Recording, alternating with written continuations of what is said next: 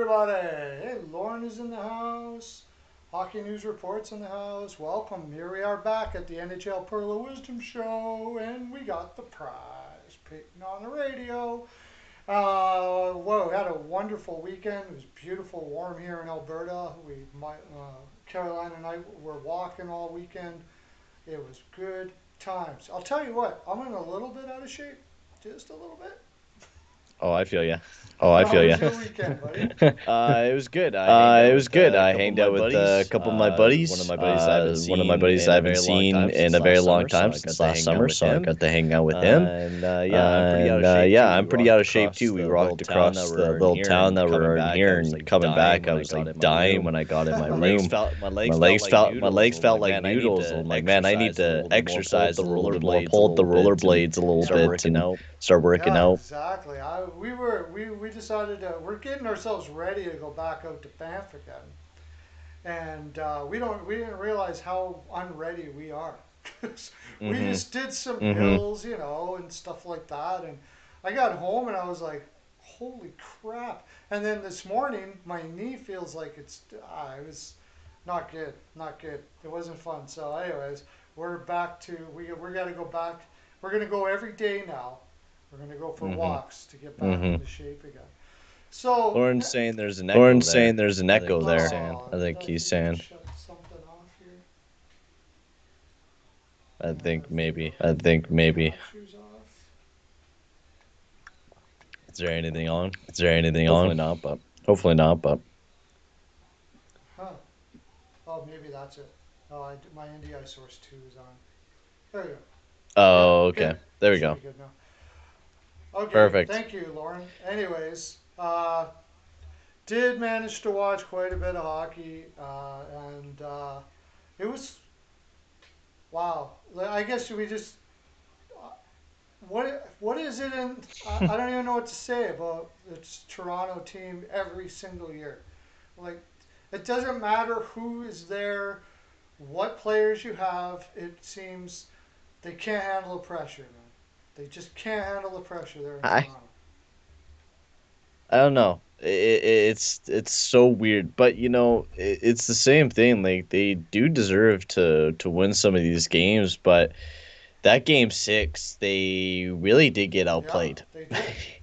Like I watched that game. I was like, "Where's Matthews?" Like Nylander was buzzing a pretty good amount. Then they lose Muzzin as well, he's out for 3 weeks. It was a rough game for the Leafs when you're going up against a Canadians team who basically half the time are not even icing their best players. They're playing players like Eric Gustafson and stuff like that, and you're not able to capitalize on that half the time. I know that Montreal had almost advantage and Deneau was going up against Matthews, but Matthews has to find a way to get a goal, and he wasn't doing that. And he played 30 minutes of ice time, 7 shots, and he was shooting at the crest of the jersey of Carey Price every single time he took a shot. It was weird. It was not his normal shot. I don't know if he's just getting bugged so much. I don't know what it is, but just uh, the Leafs are choking once again, and it's just you can do nothing but laugh. It really is. It's just Hey, funny. Brian Watson, welcome, buddy. Yeah, it's the same thing. They start tight. Uh, I really thought it was going to be different this year, and I never thought it was going to be different any other year. I picked when they lost to Columbus. I picked Columbus to win that. Uh, but this year there was a different energy about the Toronto Maple Leafs throughout the season. I saw a very positive, believe in themselves type team. And I didn't really, Yeah. haven't never really seen that out of Toronto. And I didn't think that this was going to, I really didn't think this was going to happen again in Toronto. And sure enough, it is. So tonight's game,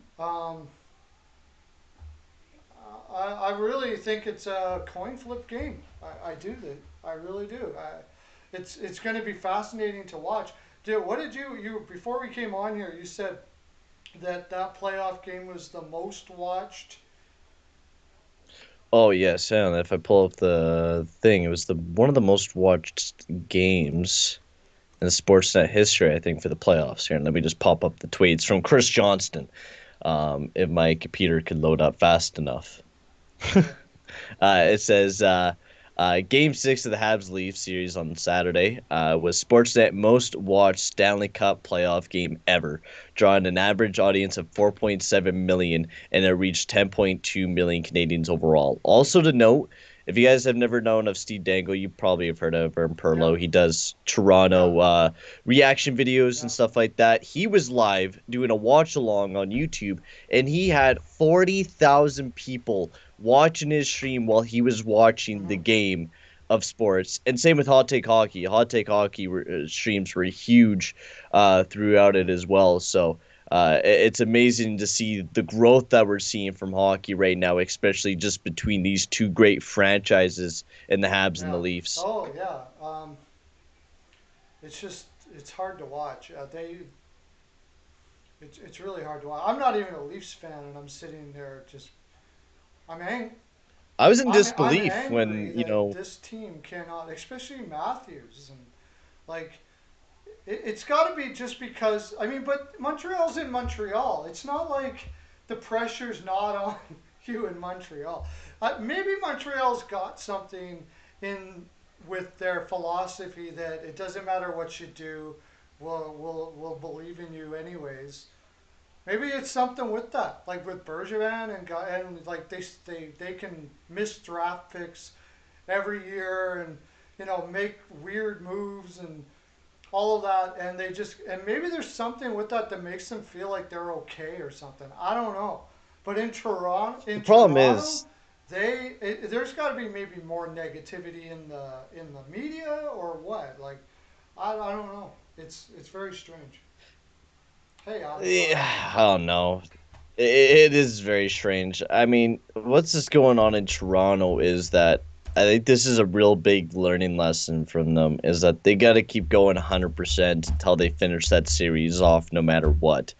And they got to be able to shut it down. And they weren't able to. And tonight is the last night that they have a chance to shut the series down. You don't want to, lose this series when you were up 3-1. Wow. You don't want that as Toronto. Winnipeg, you're probably hoping Montreal wins tonight so you could go up against Montreal. And I mean, not doubting Montreal, but Winnipeg does look like a pretty good damn team, especially the way that they played against the Oilers.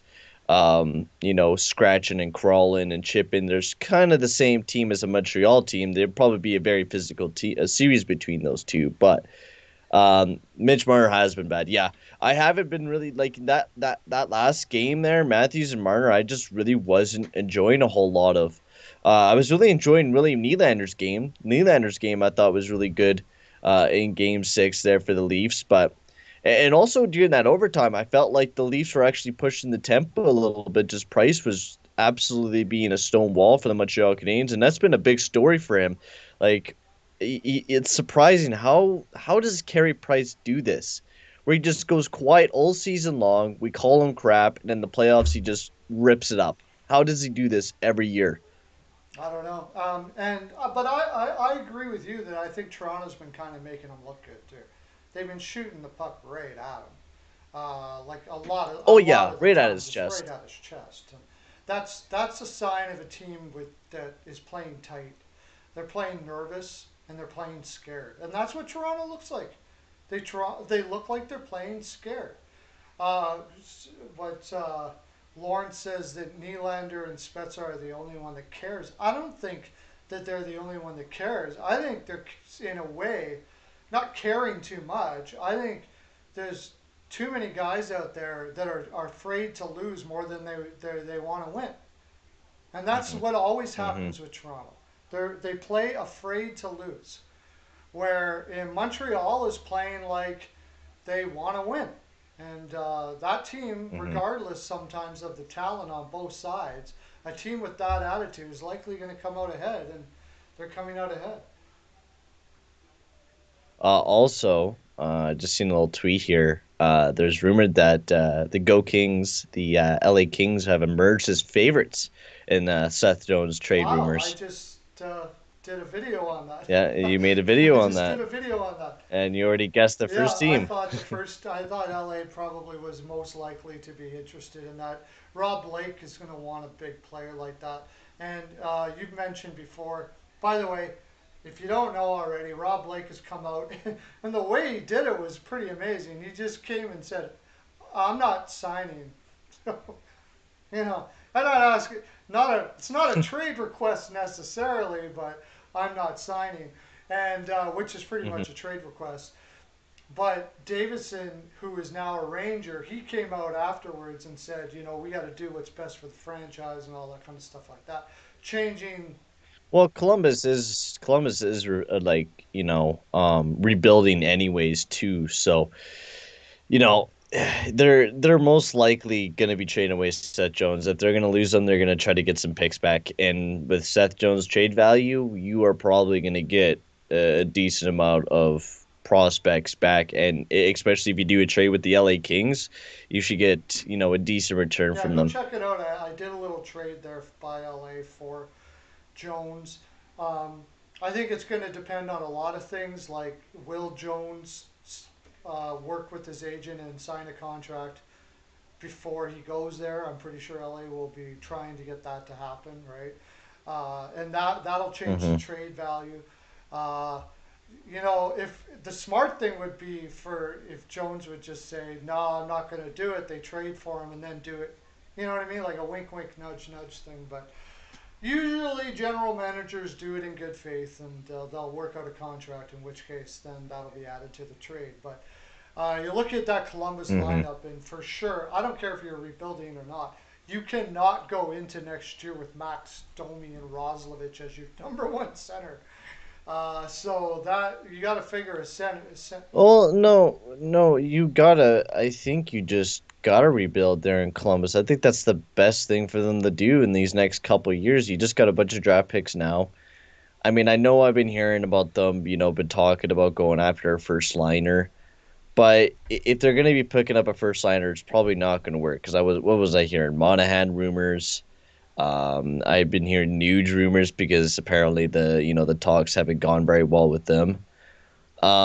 I don't know. I think, in my opinion, I think the Columbus Blue Jackets, they need to rebuild a little bit. Why not dump off Max Domi? You keep Roslovic. You kind of go with Liam Foudy next year, kind of higher up in the lineup. Same with Texier. You play your younger guys higher up in the lineup, sign some veteran players. That's the way I would go with Columbus, and I think that's the way they might go.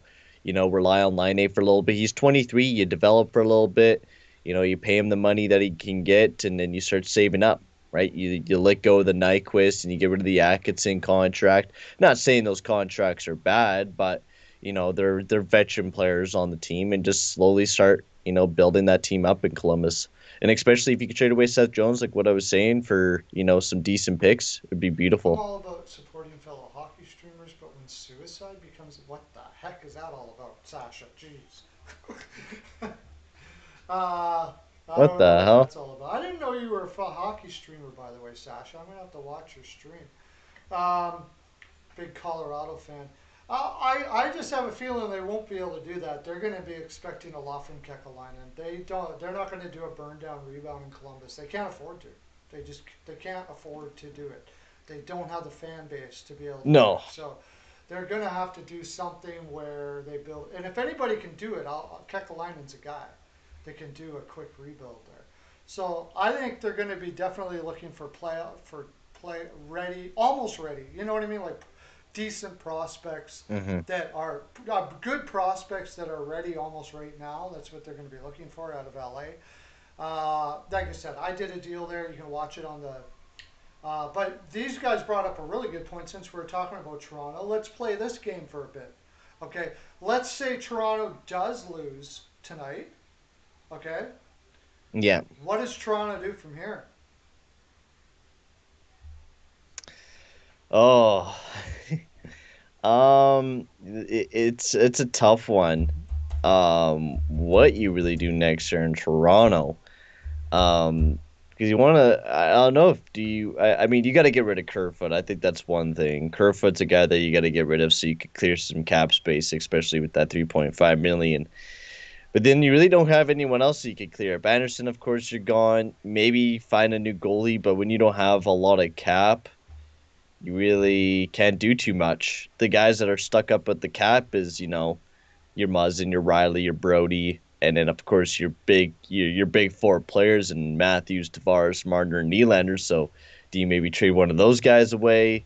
That's Like, what do you yeah. do I saw a next? whole lot of things on about because Marner made that mistake. Everybody's trade Marner. Uh, That's yeah, it's dumb. It's stupid. dumb. It's ridiculous. He's a 100 point player.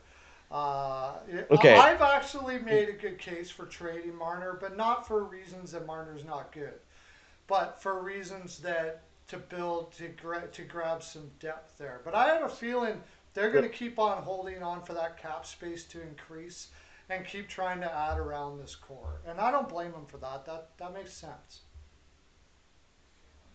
no, and they still have a ton of draft picks. I mean, next year they're going to be pretty slim. They only have a first and a second and a sixth going into next year, so you're not going to have a lot of, you know, picks to trade away. So you're not going to be able to build as big of a team as what they were able to this year, but they're still going to have, a lot of the same players except for the depth pieces. Like you, Spence is probably not going to come back and play as well as he did this year. Same with Thornton. I mean, maybe Galchenyuk comes back. I mean, he's been off and He on does some what he's nights, always done right? everywhere he goes. He can do some offensive plays, but Simmons, he makes some of the stupidest plays all the time. and then also you're losing Zach Hyman next year as well, Well, if they or can't this sign upcoming him, season. yeah, you got. They won't be able to. You won't have the cap unless you're not going to be signing a goalie and relying on Jack Campbell going into next season, right? And that's why I'm It's going to still be on pretty that hard. trade Mitch Marner to train because you can Well, make a good deal to get a lot of depth. I see, don't that's the problem like with it. trading with I Mitch don't Marner. like it, but How well, no, like how well will Austin Matthews play without Mitch Marner as well? Because Mitch Marner is a pretty big contributor to the way that Austin Matthews plays, especially this year. Mitch Marner was a two-way beast, and Mitch Marner is a pretty big pivotal part for the Toronto Maple Leafs. So what really happens next is just you don't want to lose this first round because this is probably the best looking team the Maple Leafs will have for a while. And that's the thing about putting yourself instantly into cap hell and expecting the cap to go up. Things like this happen. And, like you said, the Toronto Maple Leafs were waiting, for the cap to go up. But it doesn't look like that will happen. Probably not this year. Maybe next year, since all the fans are returning back to play, we might see that cap increase. But maybe they can make a deal with Seattle, but they don't have very many bad contracts on the team, but for Kerfoot's contract, and that's it. yeah, the thing is, if they're going to go back with that defense again next year, I mean, Sandine will be better. Okay, he's had a rough playoffs. He will be Yeah. better. You got Sandine. Oh Uh, yeah. there's not much else in the cupboard though, and I'm pretty meh on Brody. I love Jake Muzzin, but Oh, TJ Brody's been amazing this year. I've been really loving his I've play. TJ Brody has been a great defensive defenseman for the Toronto Maple Leafs, and exactly what they need him to be, especially alongside Morgan Riley. I'm pretty mad on him. But anyways, I don't mind it. But it's not like you definitely don't want Dermott's on your lineup next year.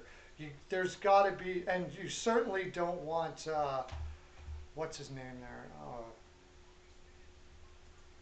Well, Dermott's so young, so he's still Yeah, I know. 24, His right? top end isn't good enough for what he's going to get He paid. wasn't playing too bad. Well, he's going to be a top six guy, and if you could get him back for another cheap year, depends on how much he wants. Is I really know going to what be you the mean. issue, right? Like you're definitely like going into next year. You're going to have Riley, Brody, and then Muzzin, and of course you're going to have Sandine and Hall I still, don't and like then all Hall you'll have either. to pick up I is like. yeah, but I mean, Hall is definitely. I'm not a big fan of him either. His puck control is absolutely terrible. He is really just not a top four guy, at all. But yeah, I mean, Timothy Liljegren's developing super Yeah, slow, and he's not that's moving really all fast you enough. He got. doesn't have. They don't have much in there. That's what I'm saying. So, like Zach Bogosian, bye bye, bye bye. It was fun. Bye bye. I don't. We don't need Zach Bogosian. They need toughness that can play. Like, you know what I mean? Like the Edmonton Oilers, and they need toughness that can play. I don't know what's out there. Manson would be all right. Lindholm in Anaheim.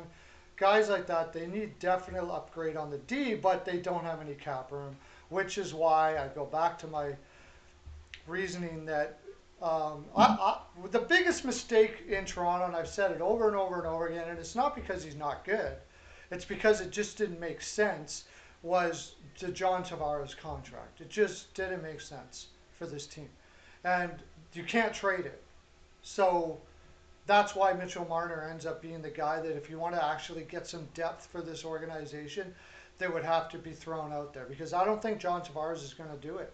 And I don't think it's going to look good on the organization or the players. They're going to lose a lot of faith in their players if they traded somebody like John Tavares, who they basically went Oh, to not the even end of just the John earth to get. Tavares.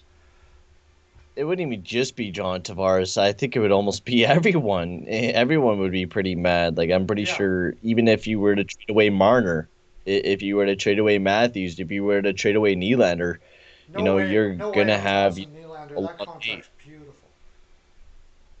That Oh, it contract is is. the best That's contract they have, for sure.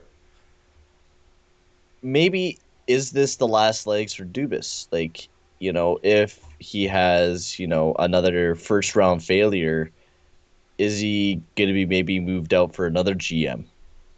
He's been in helm for 3 years.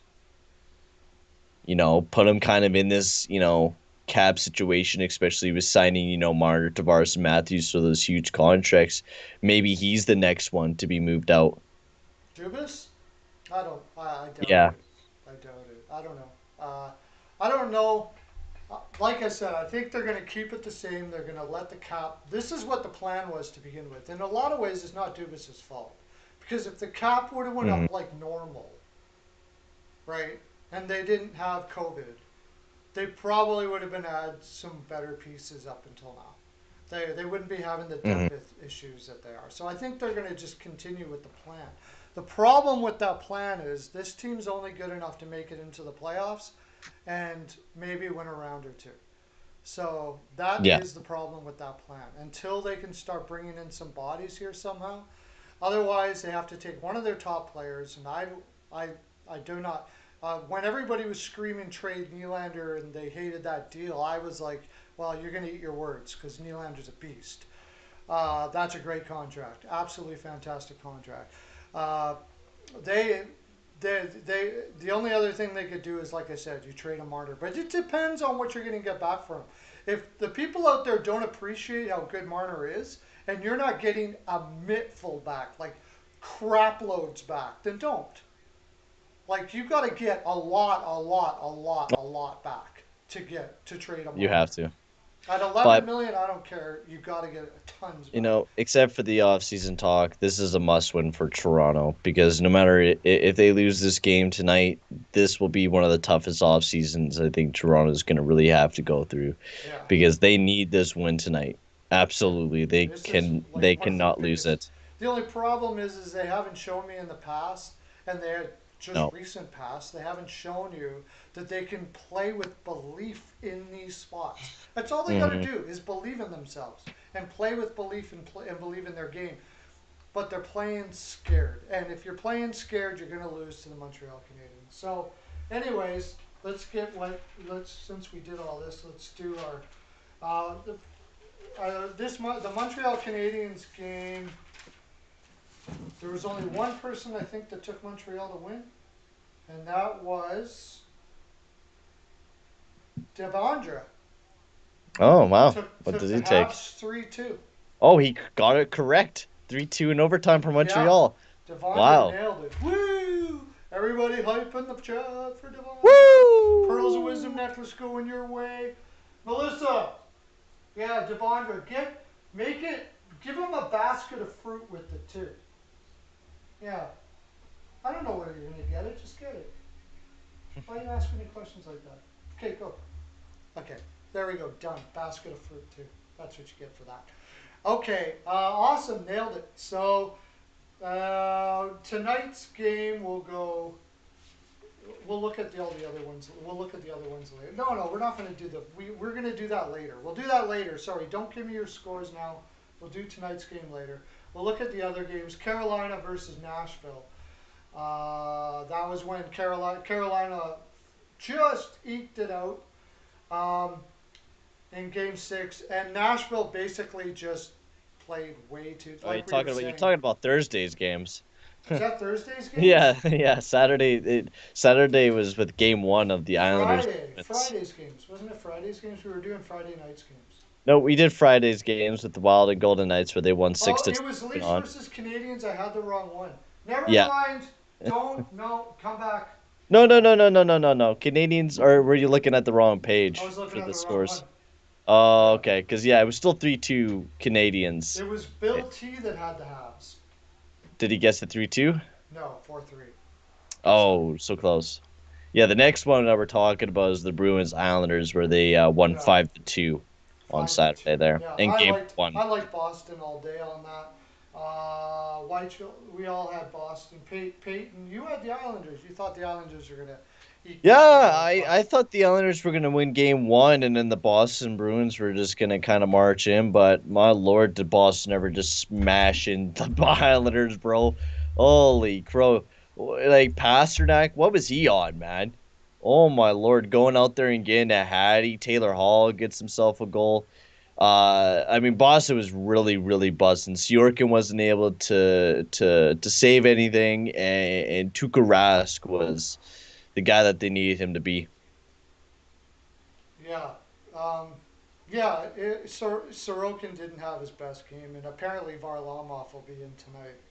So we'll see how that turned out. But um, it was pretty simple. Boston just played that home ice advantage well. The Yeah. Islanders didn't have their best game. I still say Boston in five, which I can now that they won the first one, but we'll see. I don't think the Islanders are going to put up much of a thing. That top line, that perfection line is Where's my pretty. boy Implicit? I need to talk some crap about Noah Oh Dobson. He was yeah, playing no, like crap. notice Where's Implicit implicit's at? not showing up here now that his team lost. Implicit, Yeah, where are where you is he? at, bro? Yeah, that's for sure. We'll You have you to. gotta support your bro Noah Dobson because he was playing like crap just like the rest of his teammates were. It's funny how he never shows up unless the Islanders actually do something good. It's Yeah, funny. and then he shows up. Yeah, Then he shows up if they're actually winning and yeah, then starts being called. He's like, oh no, Dobson's too good. yeah. Like, okay, sure. Okay, we'll go over these other games really quick. Vegas versus Wild, of course. Vegas came through. What was the score on that again?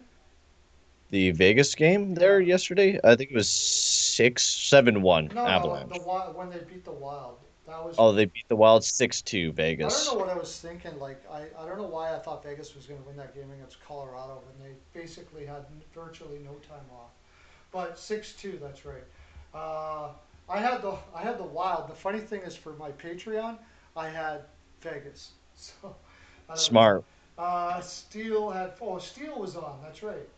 And you were on 3-2 Wild. You had the Wild. A lot of people had the Wild. Bill had 4-2 Vegas. Yeah, But I wanted to believe in them. The Wild just ran out of legs. Just ran out Where's of the legs. guy Swerve talking about his Wild, bro? Yeah, where's Oh, it Swerve? doesn't. It's funny how these guys don't show up, right? Yeah, when their team don't win, they don't show up. Unbelievable. Like kind of like how I did. Didn't show up for a couple days Yeah, after the Oilers got eliminated. I'm like, I'm not doing any shows. Screw this.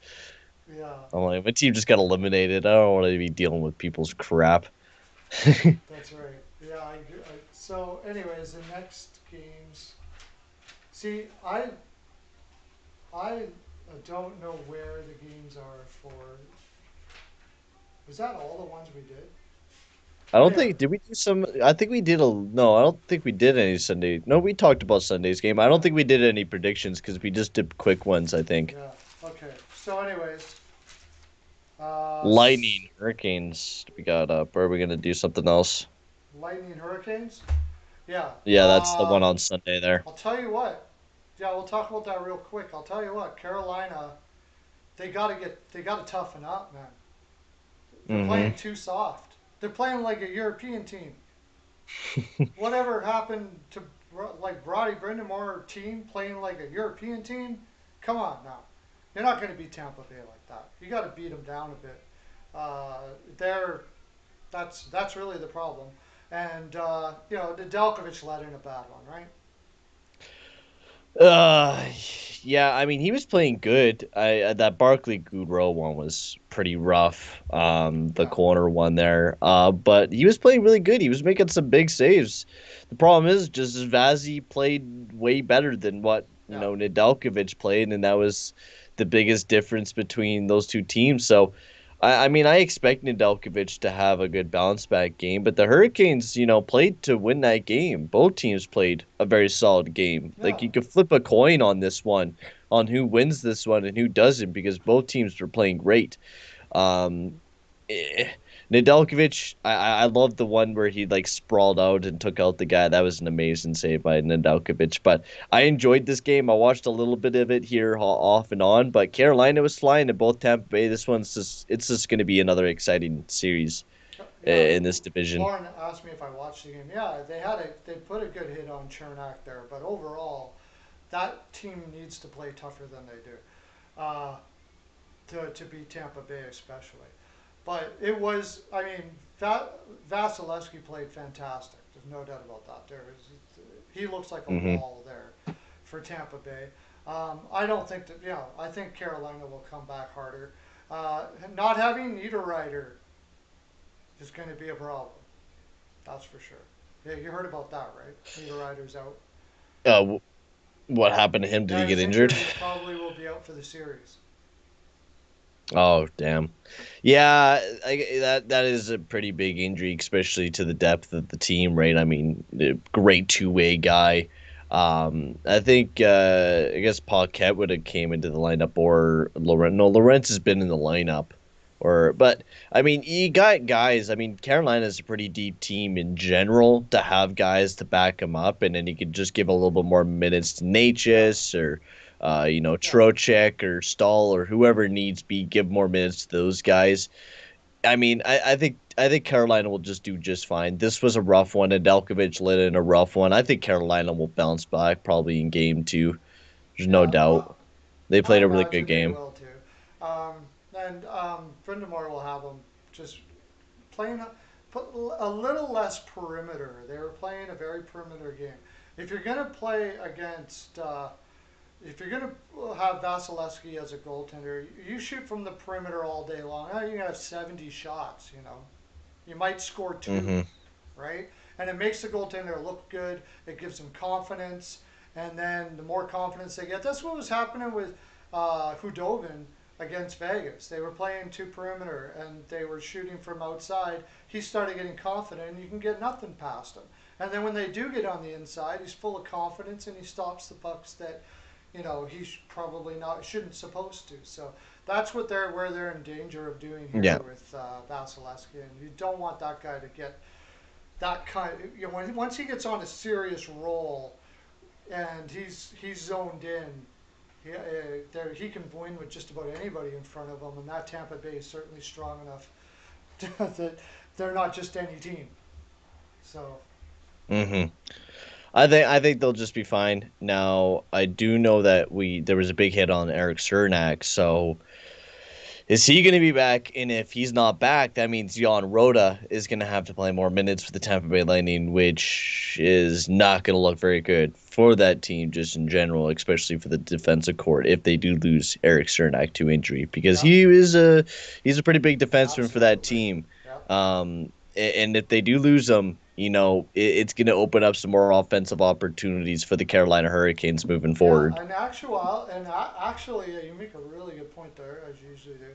Uh, Tampa's defense is kind of like the elephant in the room, is it's not as deep as you think.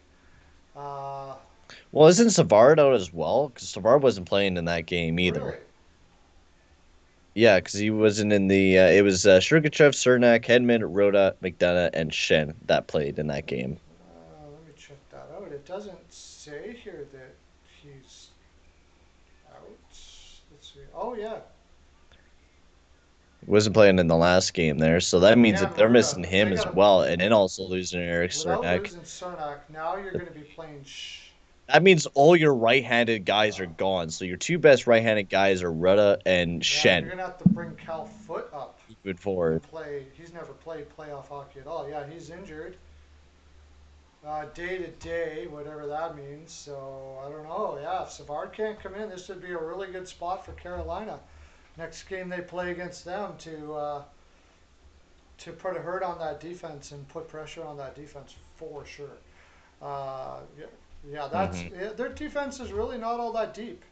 Cal Foot is still only 22 years No, old. I mean, obviously they haven't given him a lot of minutes so far, so they're not perfectly, totally comfortable with playing him a lot already yet. So that's interesting for sure. Uh, there's a hearing hmm with about Reeves. Yeah, we'll see what happens with Reeves. So what do we want to go to the blowout? The the blowout. oh yeah, let's talk about the blow. This game was beautiful. Did you see some? I mean, did you see all of McKinnon's goals? Because my lord, every single goal was a He highlight was reel goal. smoking. I think it was the last one where he like got the pass and then just dashed past all the defensemen, and then he was right in front of the net, put the puck in the back of the net in like 2 seconds, and you're watching the play. You're like, what just happened? I just seen the guy take two strides, and he's already passed all the defensemen, and he puts the puck in the back of the net. Yeah, yeah, it was Amazing. incredible play by him. Vegas didn't look prepared. They looked a little tired. And I just think it's ridiculous that you put Laner in that spot. I don't think it's ridiculous that you play Laner somewhere along the line, but that spot, yeah. Obviously, Where Colorado is flying. obviously, it must have been maybe Flurry wanted it or something. I don't know. Maybe it wasn't what they wanted to do. They had to do it, so I better not, I won't say too much about it. But they did the same thing last year as well, I believe. I can't remember who it was against, but they played Laner the first game of that series and they lost too. You don't put a cold goaltender against, Hmm. Colorado in the first game of the series. Just weird. It seemed like a weird.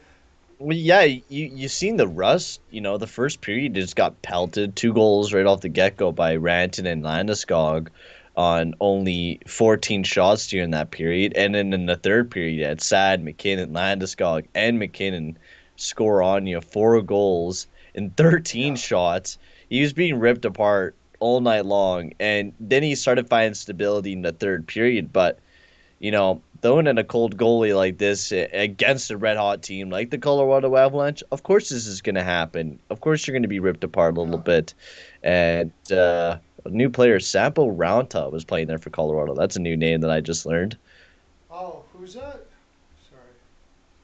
Sorry. Some player making his debut named Sampo Aranta there for the Colorado Look Avalanche. that up. He played Oh, 7 minutes and 47 by the way, for seconds. my next series of where Jones will be traded, Colorado will probably be one of the teams that I talk about. Not saying that'll happen, but just I'm doing a couple teams that may have interest in it. So I'll look that up right now, Colorado. But Sampo Sampo Ranta. Ranta. But it's really hard to judge what Vegas is going to do after this. I mean, they were just ripped apart, man. And when the Avs are playing that, it's almost like Carolina when they're playing the system perfect. I don't know. Can it? Okay, Sampo Ranta. Okay, here we go. He was a third round pick in 2018, and he was just playing in the University of Minnesota. 31 Oh, points in huh, 31 games as not a, bad. yeah, not bad in college at all. As a, how old is he? 21. Okay, he's an overager. It's not spectacular, but heck, great, good idea to bring a guy with that kind of energy in, let him play.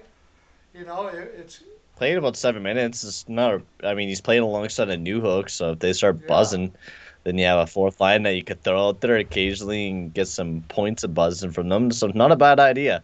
I like Colorado's idea of throwing out some young players out there. Works in the playoffs, especially if you're playing them not like too much. If you're just playing them a little bit, and if they start playing really good, then upgrade them a little bit. Give them a little bit more minutes.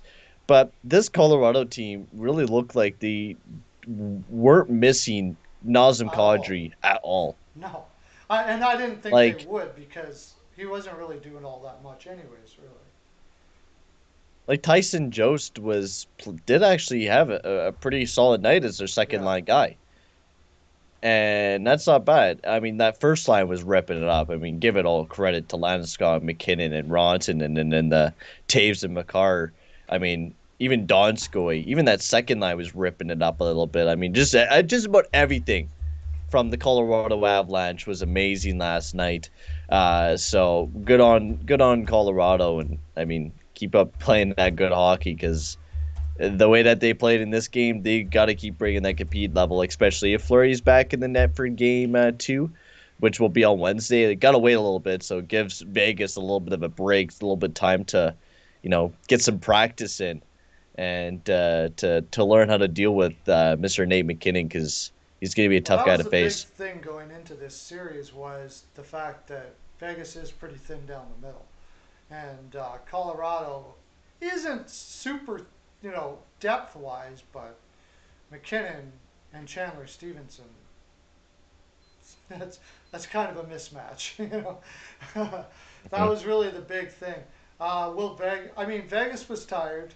There's no doubt about that. They just finished a 7-game series, but we'll see what they do with some rest. They got a lot of great veterans there. I imagine they're going to come out hard the next game for sure, but probably kind of kicking themselves they didn't get that home ice advantage now that you got fans in the stands. You,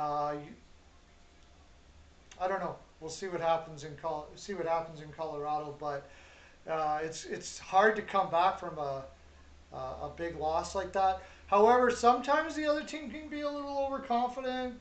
Sometimes you can come out and surprise them and stuff like that. I think Mhm. Professor MJ picks whenever a team gets blown out afterwards. He always picks the team that got blown out to win the next game or in certain situations. So we'll see.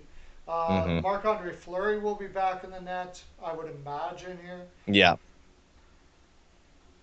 Yeah, I wouldn't give up on Vegas. Vegas is still a really deadly team. I still think Vegas can, pull off something. But right now, I picked Colorado to win this series a long time ago, and I wanted Colorado to win the division, and I still have that confidence that they can do Yeah, I it. think my picks this year have been uncharacteristically been going on heart rather than mental sometimes.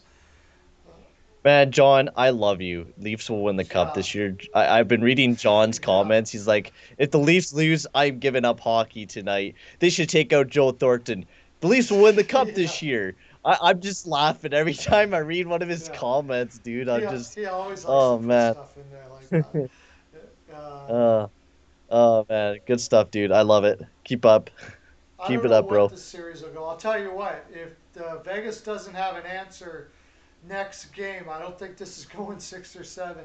If Colorado, the Avalanche were just all over them every time they got the puck. They anticipated everything Vegas was doing in that game.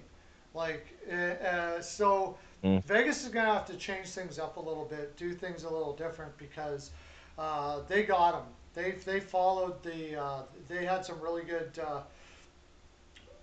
coaching or whatever, and they watched a lot of video, and they knew exactly where they were going to be before Vegas knew they were going to be. That's what it appeared like to me in that game. It's crazy. mm-hmm. It is. It is. It is. But what an exciting game. I loved every single movement, and Grubauer actually wasn't too bad, anyways, except for the fact that Avalanche did absolutely rip through Vegas. Grubauer did make some pretty big saves and only let in the one Yeah. goal throughout that game. So Grubauer continues to be amazing. Flurry should be back in, which should be funny. Implicit is finally here. I was Oh talking crap wow, about Noah Dobson, bro. He he was came absolutely back. He garbo came in the back. last game, Yeah, man. yeah. Isles in 7. I don't know, man. I No, they're don't not know. going to win in 7.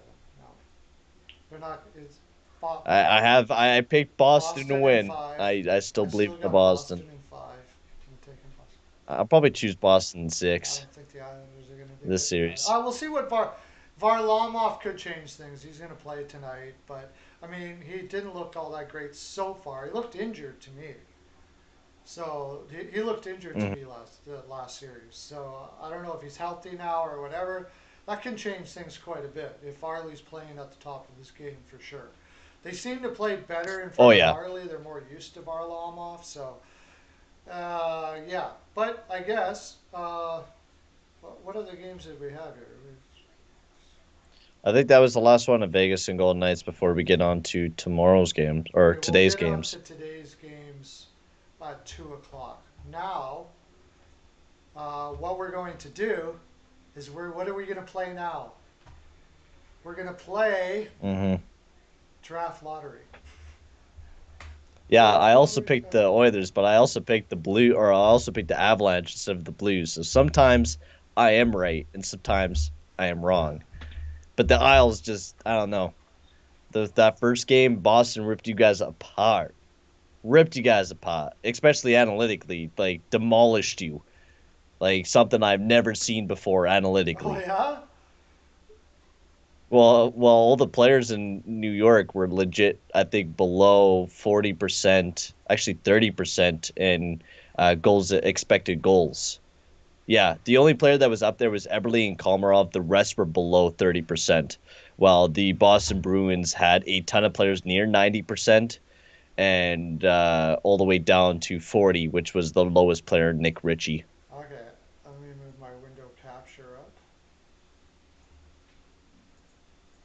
So we're gonna go. We're gonna do because the draft lottery's coming up when? Draft lottery's on Wednesday. Wednesday. So we got Wednesday, today and Wednesday, tomorrow. Wednesday. Wednesday.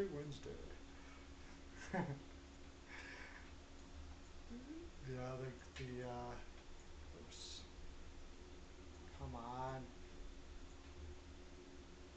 Get that draft lottery. Let's see who's gonna win it this year. I don't know, man. I'm actually pretty excited, even though my team's not in it. I'm pretty excited to see who will win it. Either Seattle. That'd be funny if Seattle wins the draft lottery this year. Gets first overall, starts their team out, and gets that lit Oh ass yeah, team in the yeah. draft in the expansion It draft. would be funny because it would be funny to see how they screw it up. They probably trade. Well, it's Ron Francis. It's Oh, Ron Francis, Seattle, so you I don't mean? believe those. I mean Yeah, Calgary. Seattle. It's going to be funny to Oh, see how Calgary Calgary. screws up the draft lottery. Yeah, Calgary would draft Owen Power and then he would just never Yeah, develop. yeah. It's like Trade him off to some other team and then he becomes just this like Nick it Lidstrom. would be the last thing that you'd want to have happen. Oh shoot, I did. The last place you'd want to go, besides maybe Buffalo, both equal to each other, I suppose. They just Hmm. okay. We should be good now. All right. So here we go. Draft lottery. We're gonna look at talk about who played teams with who. Well, we're just gonna have fun and do it. That's it. Simple as that. We're gonna send the Yeah. lottery, see what happens here. Vancouver, when I do it, they win it all the time. Oh wait, it's four. We got a No forfeit. way. Never mind. Out of here. That doesn't count. That Oh, doesn't count. forfeit with Okay. Arizona. Anaheim. Anaheim would be awesome. Imagine a guy like if Owen Power. Now, I've heard all over the map what Owen Power is going to be. More than likely, like Johnson in St. Louis, somebody like that. But I've heard as good as I've heard a lot of different stuff about what Owen Power is going to be. But him and Drysdale there in Anaheim would be something. Six. Hmm. Yeah, wow, LA and Anaheim, my lord. If they win, I'm gonna hate the Pacific Division for Yeah. years. I'm gonna hate the Pacific Division for years again. I said, I'm like, this is the perfect time to be a dominant team, but the Edmonton Oilers, Holland won't do jack all. But then you're seeing Anaheim and LA potentially getting top picks, and especially Seattle. The Pacific Division is going to be a devil to deal with here in the next couple of years, especially if LA gets Matthew Beniers and Anaheim gets Owen Power and gets a nice upgrade defensively. Oh, it'd be insane. Yeah. Oh, well, I shouldn't have went back here. What am I doing? Yeah, it would be nuts. I mean, okay, you got They would get Beniers maybe. Like I said, this is they they can't believe they haven't updated this yet. The lottery's coming up right away. You think they would update their the players because a lot. Probably Tankathon barely does it, I've but I know heard, it's definitely just like I different. was saying, I went and looked at it. I've heard there's a lot of teams that have Dylan Gunther up here, like huge. They were Oh yeah, he's a massive oh yeah, sniper.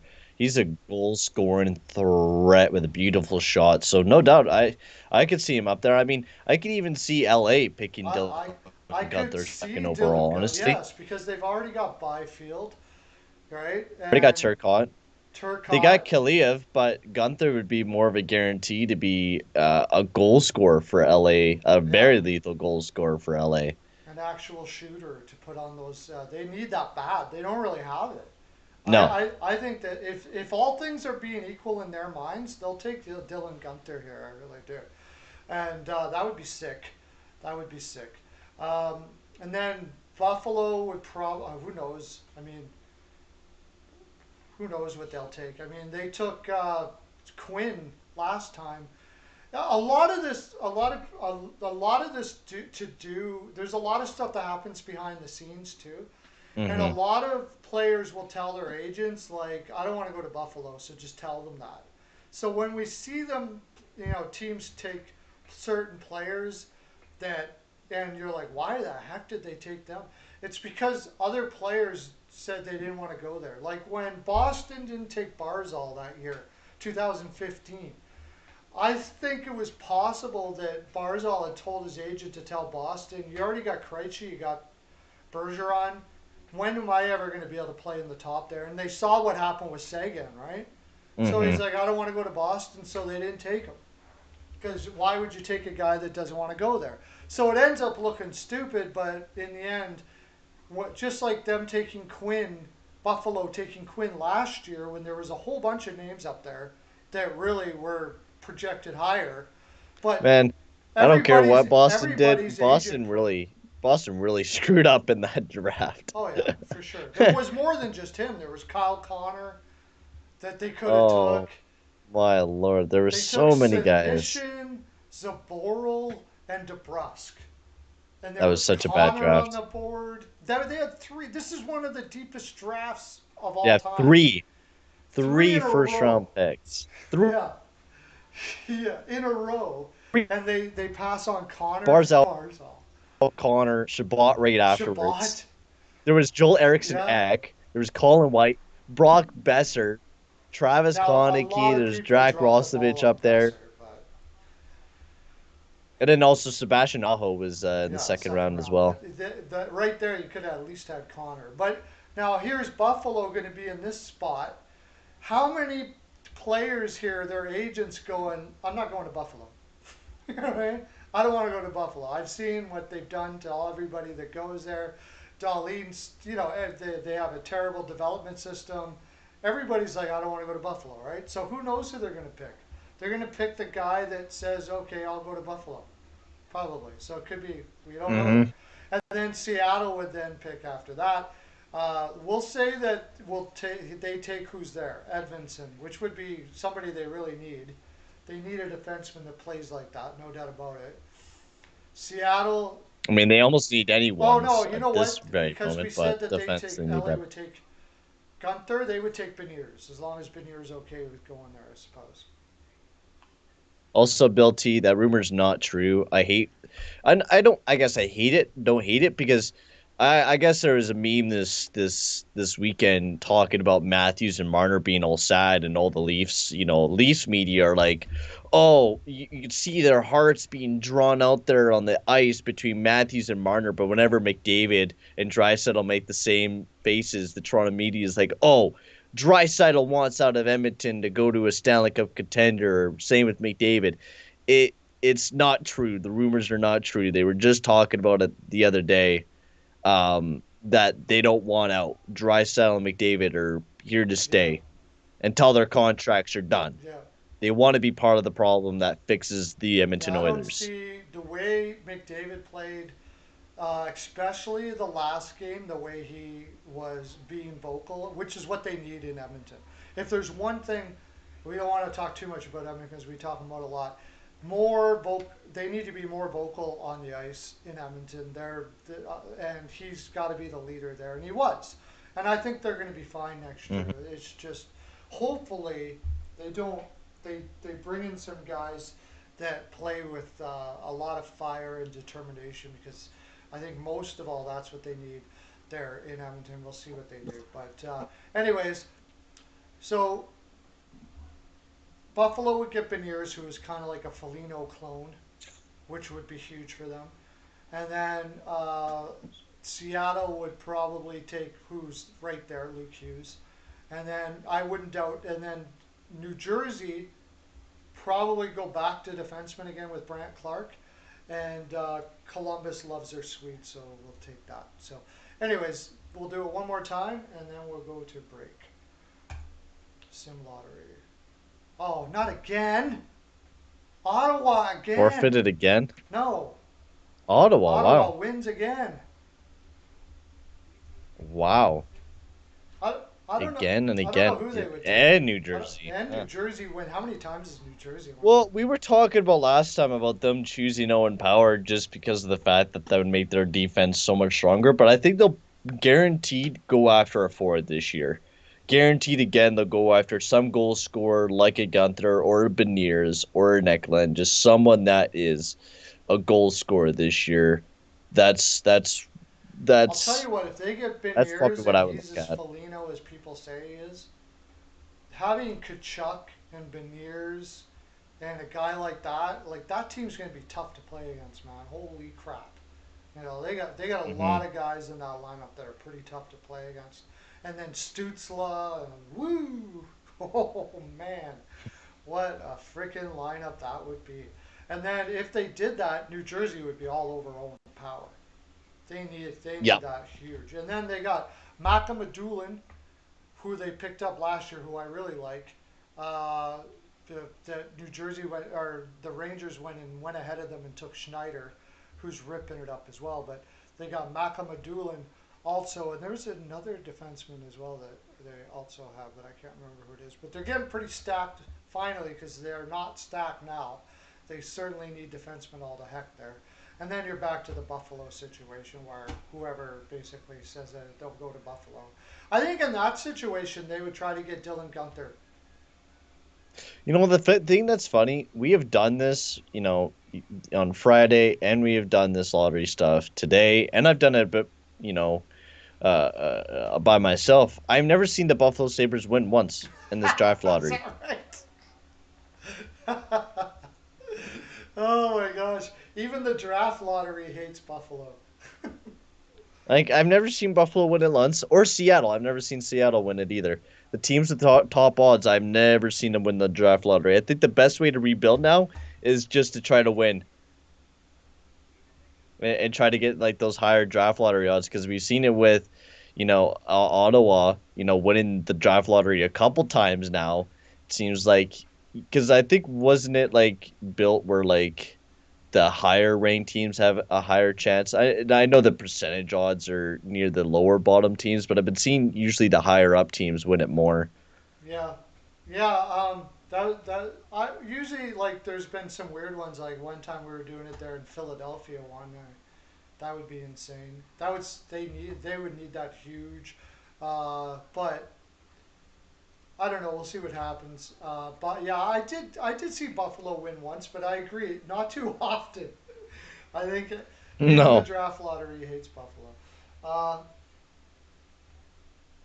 when the Sabres win the players, I'm gonna see what Adams can do because you got to say, Granado did have a lot of players playing a lot better in the second half there. Middlestat looked a lot better.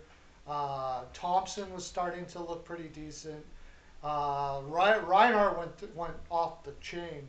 He was crazy. Hmm. So if they can convince Reinhardt to come back because he's really not happy, and now Eichel's getting all of this "he's a cancer in the room" nonsense.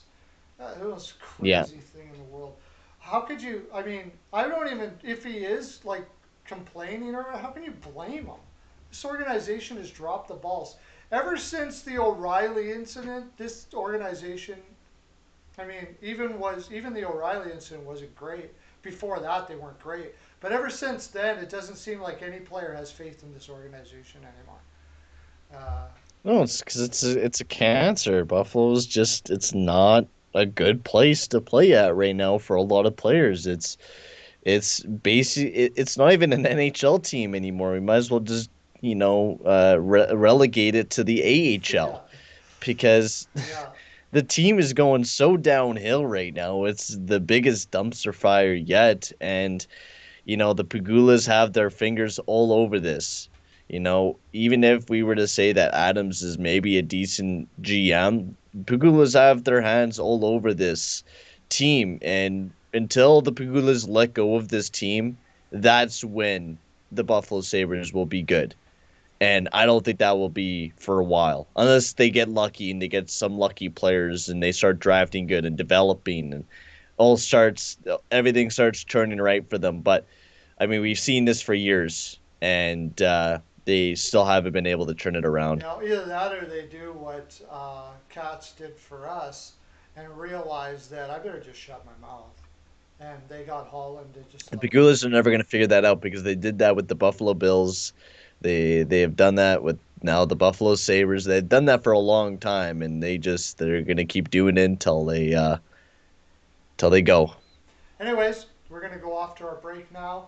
Get all your doggies around the computers because it's a doggy hoedown coming up. This is our sponsor, and hope you enjoy it. We'll be back in about 3 minutes, and we'll be talking about the games tonight and picks and who knows what else. Just tons of frolic.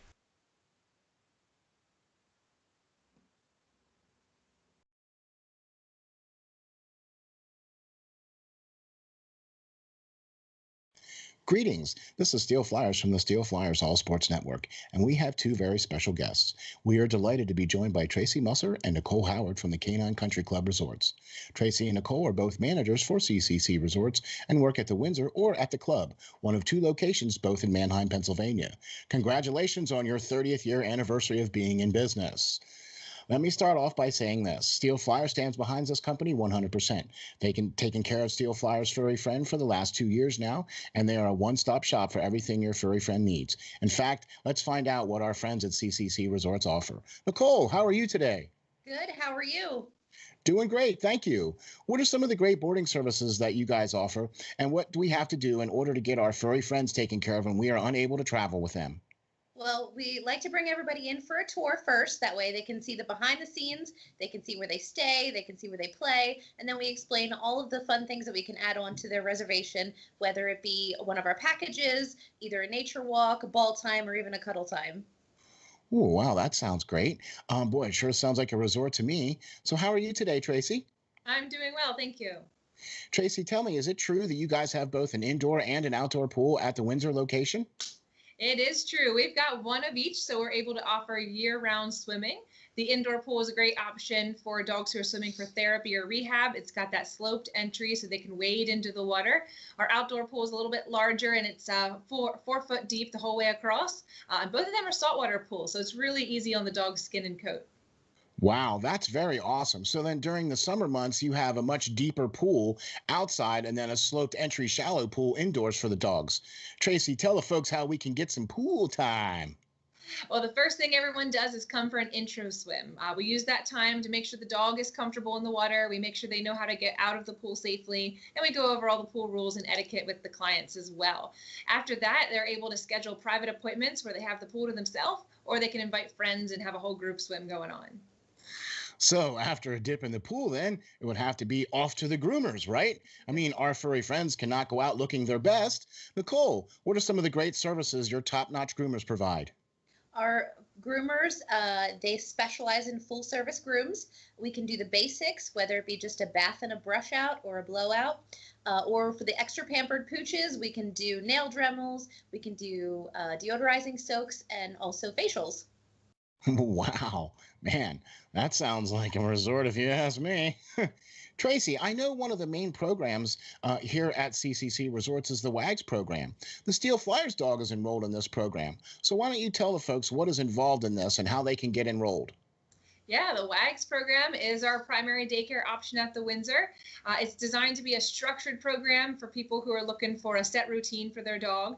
They all come on the same days each week, which allows them to have set friends, and we know exactly what's going on with each group. So we do a little bit more activities and we build more into their daily routine there. But we've got other daycare options as well for people looking for a little less commitment. We do an hourly care where you can drop them off and just pay by the hour. We also do a day stay option, which is great for the dogs that prefer human friends instead of making friends with other dogs. And then we have a traditional daycare option as well if you're looking for the occasional outing for your dog. Wow, there you have it.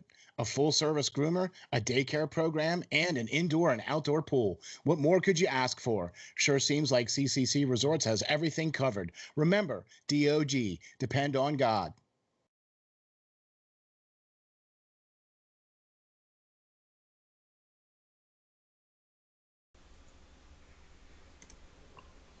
All righty, we are back. Ooh. Ooh. Oh, I got the wrong media source on. I think.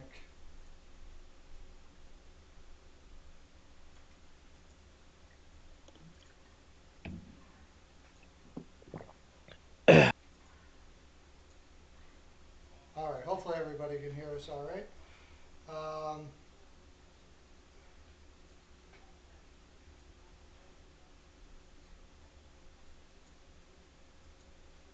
Lots of good games on All right. tonight. Now Game we're 7. We're going now. Perfect. yeah. Now we're good. Okay. Yeah, we got some big games. We got the we're gonna be getting down to the picks now. Leafs and Canadians, Game 7, and Bruins and Islanders, Game 2.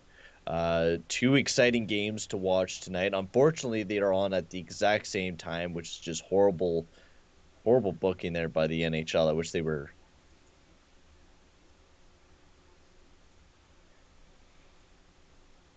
Yeah. Oh, they're overlapping. Oh, that's.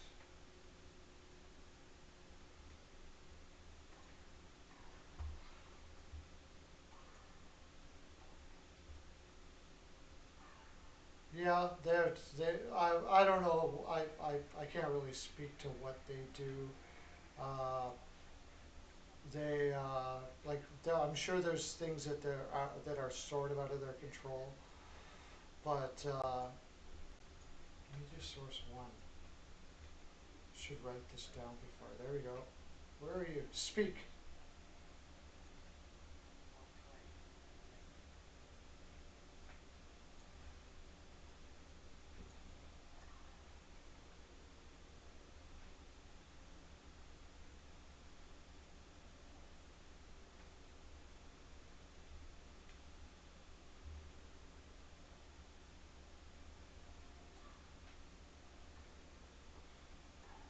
There you go. NDI source. Okay. There. Now they can hear you. Go. Speak. Okay. Perfect. Now we're back. All right. Awesome. So we're gonna get into the games tonight, and kind of I showed my hand a little bit already, but what do we got? Islanders, and the big game is the Montreal game. Yeah, the Leafs Canadians are up first. Okay, let's do that one. That's the big game. Leafs versus Yeah. Canadians. Game 7. I mean, Leafs versus Canadians, Game 7. This is what you kept. What more can you ask for, right? This is going to be it right here. This is huge. I almost think that if you could, we could maybe even go live for that tonight. That would be pretty cool. Yeah, I could do like a little watch party or a little play-by-play with you. I have a scoreboard all ready to go, and I could just easily send it to you Oh yeah, maybe over maybe. Well, email, and what then time you does could. that start? It starts at 7 p.m. Eastern, 5 o'clock. so start at 5 p.m. I don't know if I could. I don't know if I'm gonna be able to do it at that Uh, time or not. But well, maybe we'll do something on the weekend. Probably not this game, but we'll do maybe something on this upcoming weekend or something. who's Do a in game. net tonight for Campbell and Price Campbell like and Price? usual. Yeah.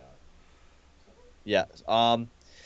Yeah, this game is going to be a good one between the Leafs and Canadians. The Canadians have pulled off the last two in overtime, so I think the Leafs really don't want to go back to another overtime. I don't think anyone could really take another overtime. I mean, I wouldn't mind that, but this is a must win for the Leafs. I'm choosing the Leafs. I'm going to choose this one to be. I'm going to go. It's going to be a close one. I think it's going to be 3-2 Leafs. It's going to be a close one. The Leafs have to win this one tonight. They legit cannot lose this one. They have to play their best game out there and give it their all tonight and outplay the Canadians and just light up the shelf. Figure out Carey Price some way, somehow, and stop shooting at the chest. Figure out how to beat Price and just pull away with the victory when you were meant to, when you were up 3-1 in the series. Yeah, I honestly don't know. I'm kind of leaning the Habs. I'm gonna take the Habs 3-2. On Patreon, I got the That's Habs PL. I think it'll be close, regardless. It'll be a close game. I don't think it's going to be a blowout. Uh, no, it's going to be one of probably the hardest games we're going to be seeing between these two teams, between the Canadians and the Leafs. Because if the Leafs don't come out and play hard, they're going to lose this game. They are going to lose this game, and I mean, I know I said it's going to be a tight game, which I know it will be, but the Leafs can't have it that way. They got to take control of this game, and God, right, the Habs they're not going to go down easy. They're not. They're going to go out there and give it their absolute all in tonight's game to try to win this series and upset the Leafs. Because, I mean, if they do, that embarrassment just I think covers just about anything for embarrassment out of the entire playoffs so far to lose a 3-1 series lead. It's going to be pretty embarrassing if the Habs lose or if the Leafs lose tonight. Weichel's taking 4-3 Habs. Van Hook has got the Habs. Wow, everybody's on that. Most people are on the Habs here. 4-2. Wow.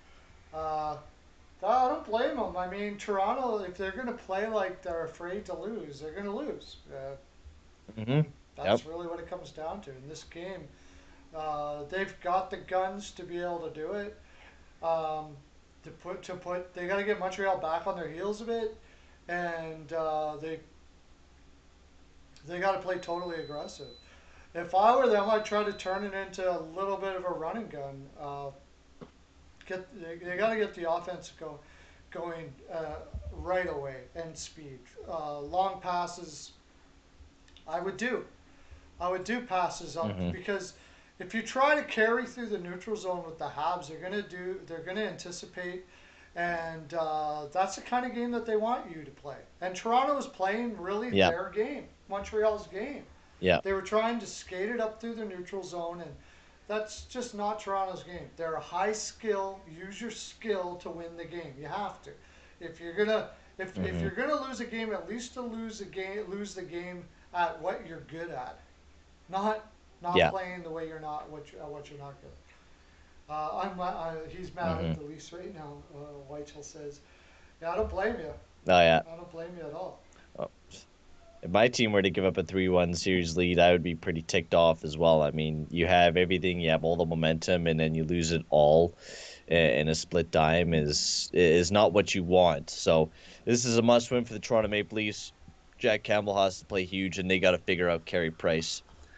And yeah, I don't know. And they got to stop taking dumb penalties, and they got to stop taking delay a game penalties because I mean almost every single game in the series has been a delay a game penalty from the Toronto Maple Leafs and a lot from Mitch Marner. So he needs to stop shooting it over the glass and keep it in the play. And again, I mean, that's nerves.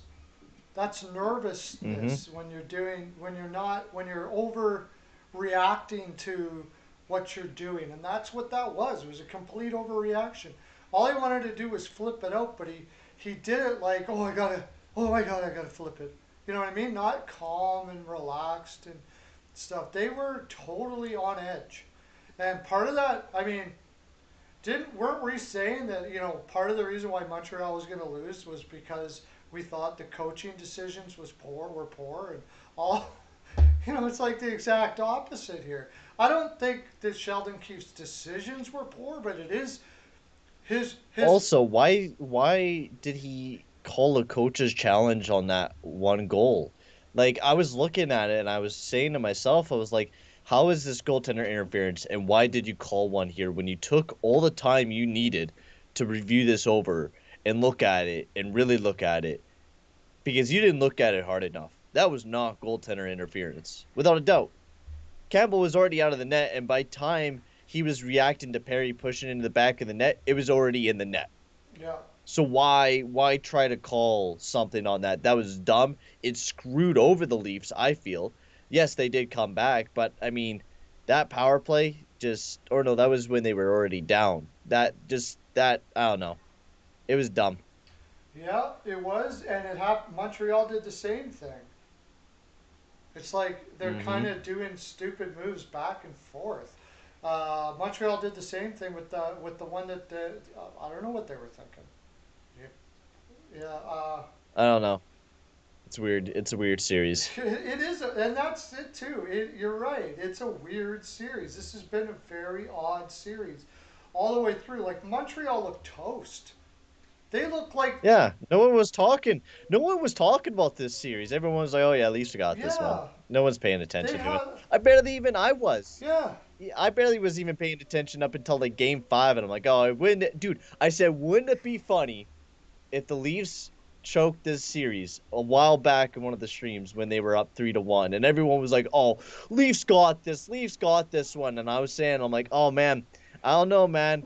It wouldn't it be funny if the Leafs, choked this one and the Canadiens pushed it to a game 7, and now look at it. We're in a game 7, and we had the potential of seeing, the Canadiens beat off the Leafs, which would be amazing. It would be funny. I'm gonna be definitely tuning into Steve Dangle's stream and all Hot Take Hockey just so I could see those guys' reactions tonight in their game on their live streams, because if the either the Leafs win or lose, it's gonna be either a thing of excitement or it will be a thing of disbelief. Well, and either way, um, if the Leafs win this, we already went. What do the Leafs do if they lose? Okay. If the Leafs win this, do they really like when we're looking at what Winnipeg is? How do you think they've really Toronto's going to be? I don't think Toronto's going to beat Winnipeg.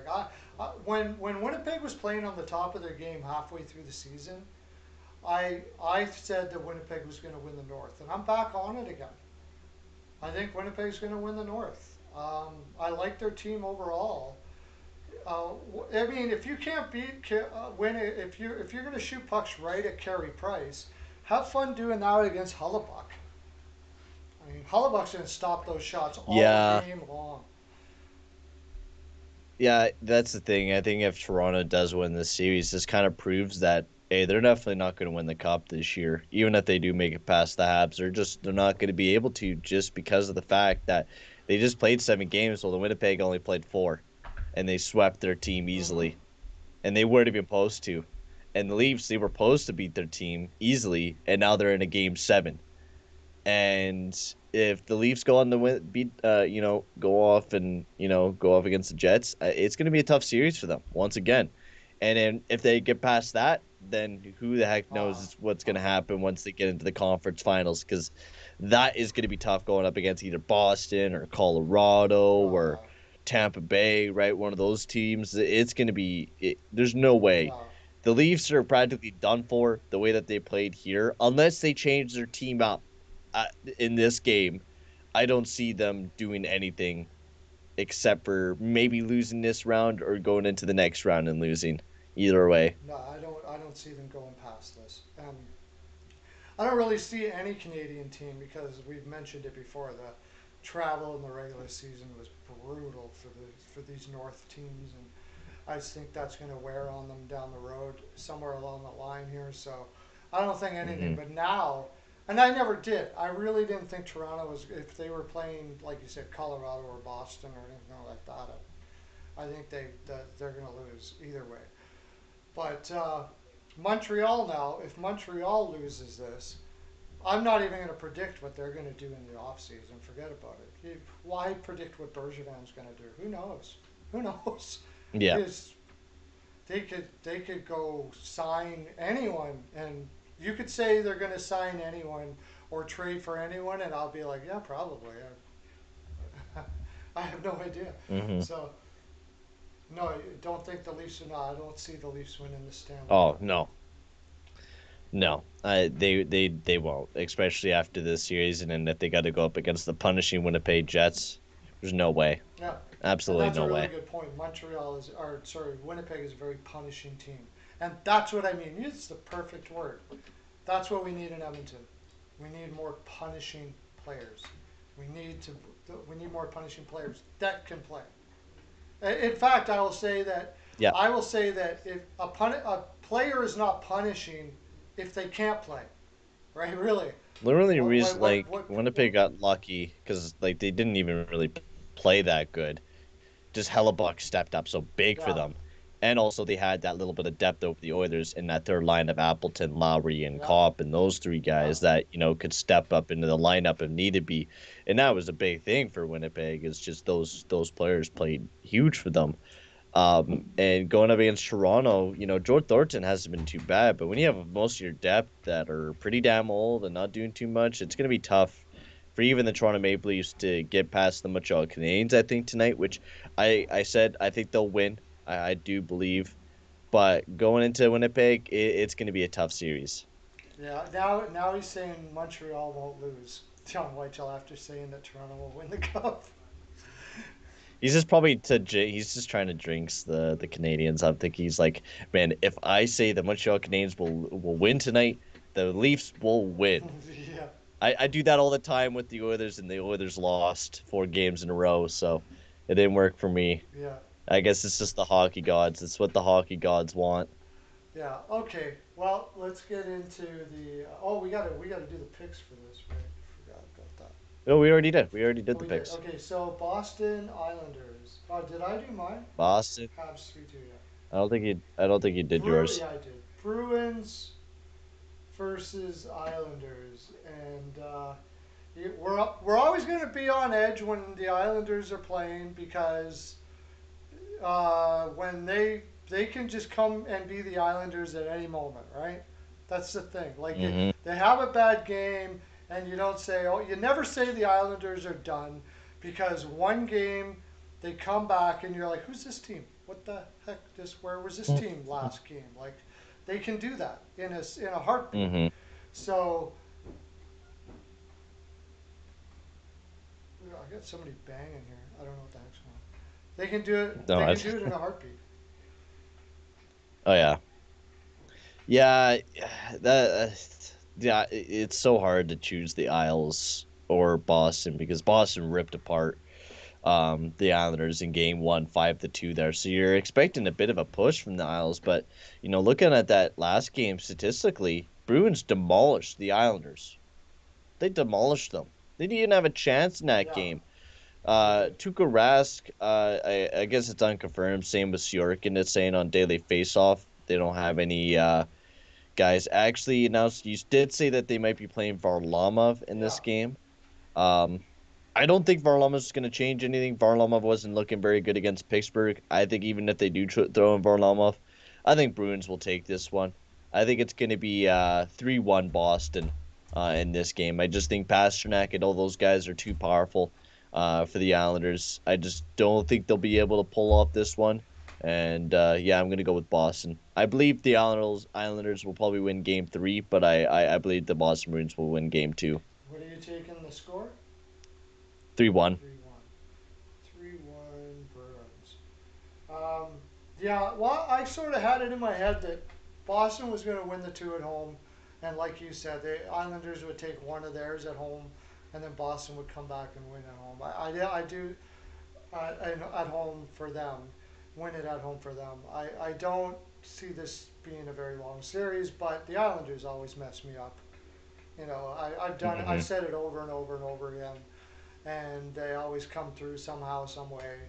Uh, Avatar 4-2 Bruins. 4-2 Bruins.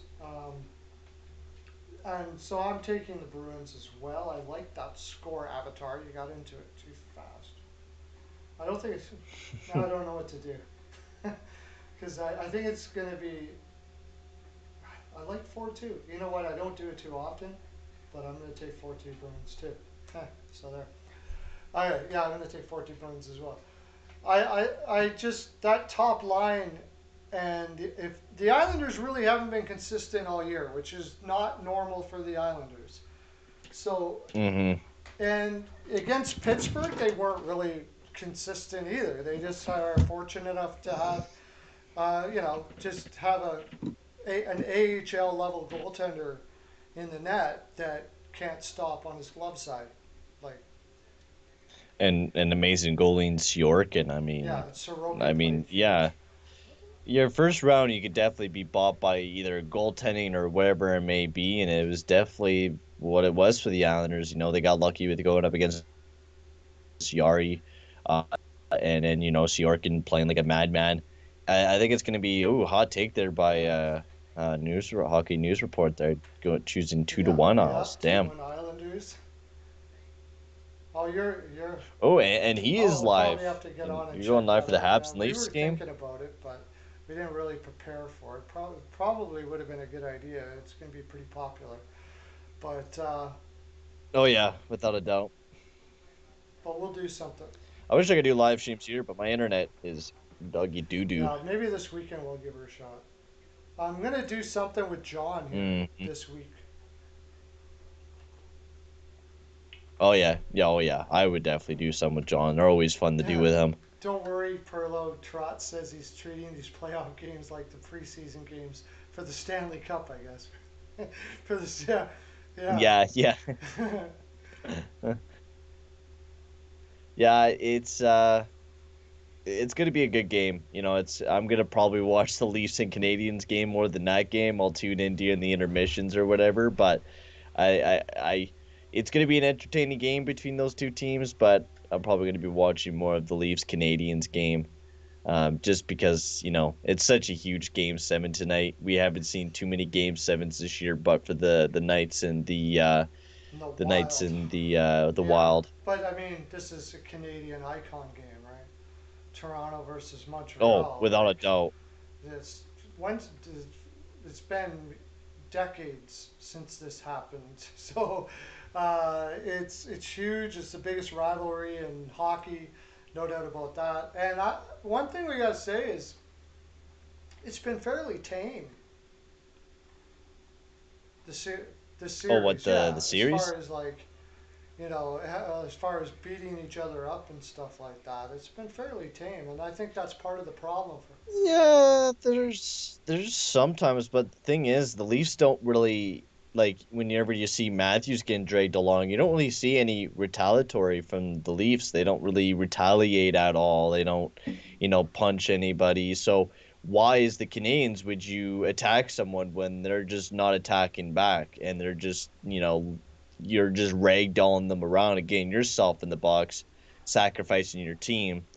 I mean, the Leafs haven't been good on their power play anyways, which is another reason why the Leafs are not, doing very well in this series is that they've been horrible on their power play ever since the regular season, and for some reason they're still not able to fix it coming into the playoffs, which, they say, new beginnings, but, this team still feels like the same team that we've seen in the regular season, which, I was like kind of looking at the team like, I don't know, man. This team is off and on some nights, and then there's some nights where they're red hot and they're playing really good. And it seems to be like that during the playoffs. And you cannot be like that during the playoffs. Where some nights are hot and some nights are totally cold. And you also have to get those special teams going. You've been able to shut down the Canadians, and then the other night Canadians start scoring on the power play, but the Leafs can't. Hockey News Report says that Matthews and Martin are not allowed to score goals. Watch and see tonight. Somebody brought up a really good point, though. It's very possible that Marner or Matthews and or both could be injured in this series. Uh, it's I haven't really taken a good look. Nothing made me think that, but you never know with hands and stuff like that, and it's possible that both of them. But that's the thing. You got to deal with those bumps and If bruises. I it's a don't bumps care. and bruise, It's the but maybe it's playoffs, bigger man. than that. Maybe there is bigger injuries than that. But man, Patrice Bergeron, how many injuries did he play with? Same with Zdeno Chara, man. Sometimes you just gotta push through. I know it's like, you know, yeah, injuries suck and you should rest and take your time. But the Look playoffs are the at look playoffs. at These are the Sega times that you last year. gotta What did sacrifice, right? Sagan Yeah, had Sagan some sort of sacrificed a his entire what was that body. hip injury or Carlson in Ottawa when he was playing on a broken foot almost has derailed his career as far as what he would probably have been if he would have got the rest and not did what he did and played on that foot. He's never been the same since then. Yep. Nope, he hasn't been because he practically destroyed his ankle, forcing himself to play so much. So, you know,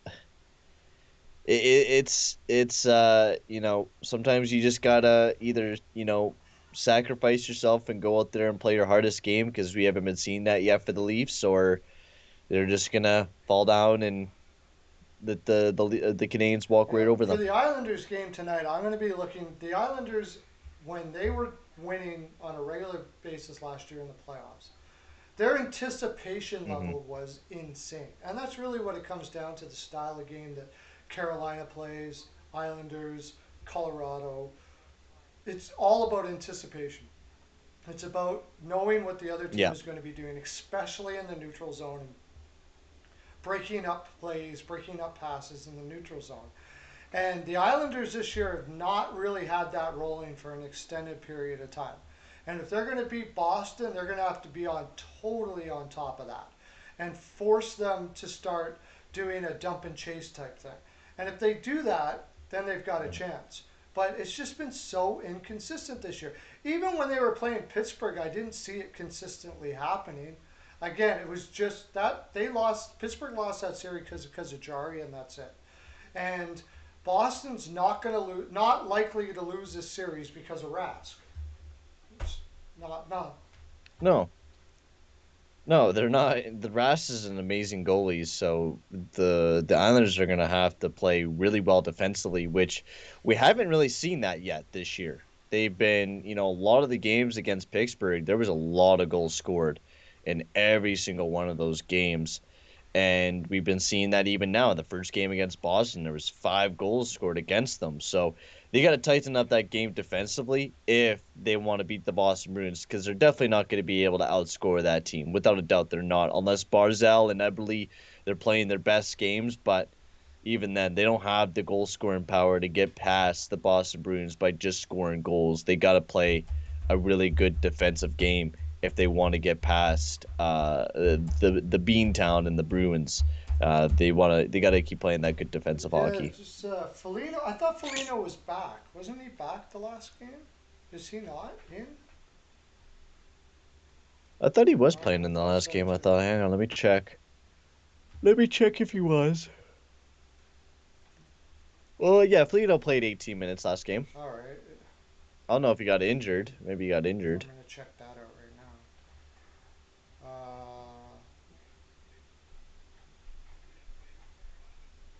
No, He is he's in the in the lineup. lineup. They need him. If he wasn't in, I would say Montreal's winning for sure. Uh, yeah, Muzzin out is really. Yeah, Dermott alongside a Hall. Sandin alongside a Bogosian. Oh my gosh, that is Why wouldn't you that is do why wouldn't you do Riley and Hall and Dermott and Brody? yeah.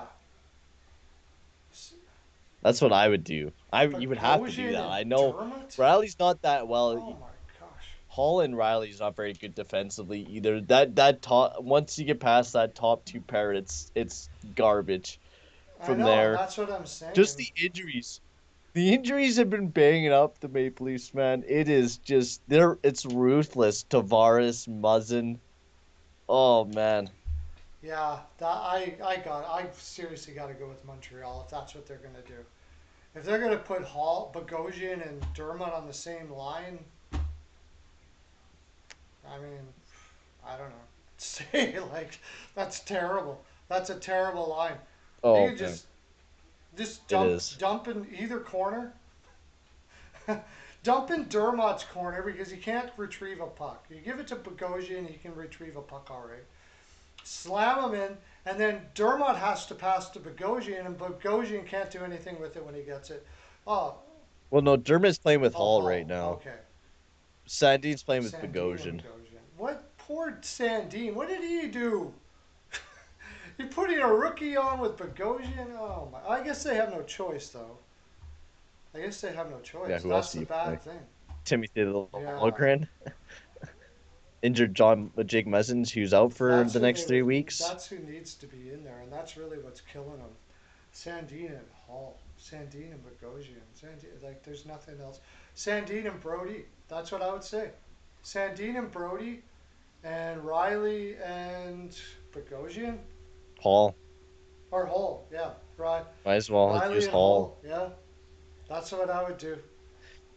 Yeah, actually, that wouldn't be a bad idea. Riley, Hall, Brody, Sandin, and then Dermot and Bogosian. Yeah, dude, that still keeps Dermott and Bogosian. It just, it's the last game, so like they play like 8 minutes, and you're gonna be playing. Oh, you're gonna be playing the crap out of your top four. Oh man, this is just. I feel I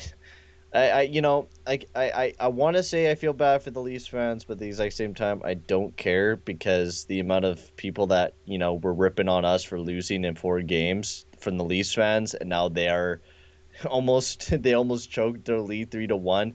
All I could do right now is laugh and say, if you don't win this game tonight, you guys are perennial chokers, and I never see you winning another playoff series ever again. And I am never voting on you guys ever again. If you guys lose to the Canadiens tonight, if the Leafs lose to the Canadiens tonight, I am never having a vote of confidence on the Leafs again. If any Leafs fans want to talk trash, I'll just say, man, you've been losing for 18 years in a row. Generally speaking, the Leaf fans don't talk trash from what I've seen, but my wig. Oh yeah, there's a lot of Toronto fans that I've talked It's crap actually with. hot in Alberta here, and I'm dying. I couldn't handle the wig another minute. It was driving me crazy. Sorry, guys. Should the Leafs put Ben Hutton instead of Sandin? Mm-mm. I guess. Sure. No, not instead of Sandin. No, Sandin. Instead of Dermott. No. Yeah, sure.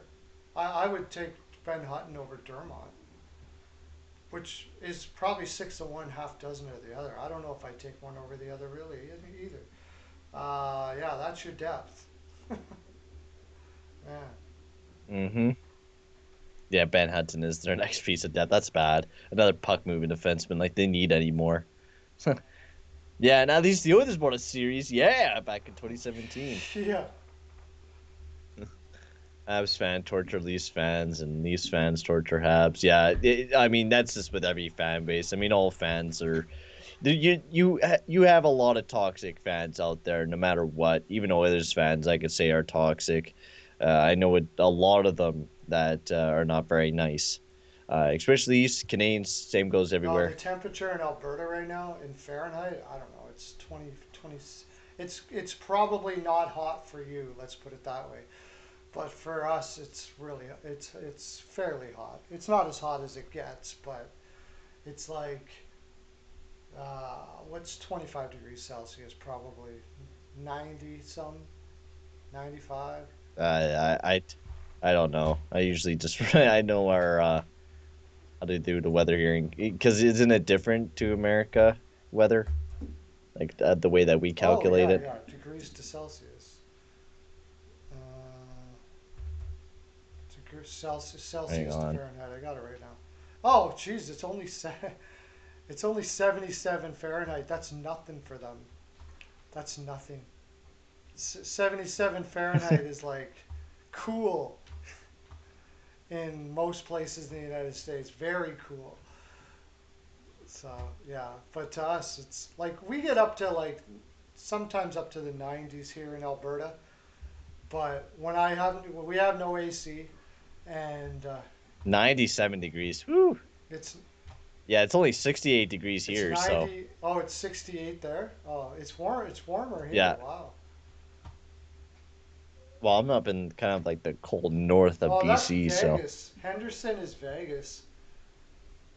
oh yeah, that's hot there. Yeah. I'm gonna live. I'm probably gonna live in Vegas, but I'm only living there for the winter.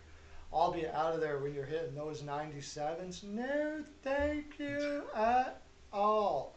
Not for me.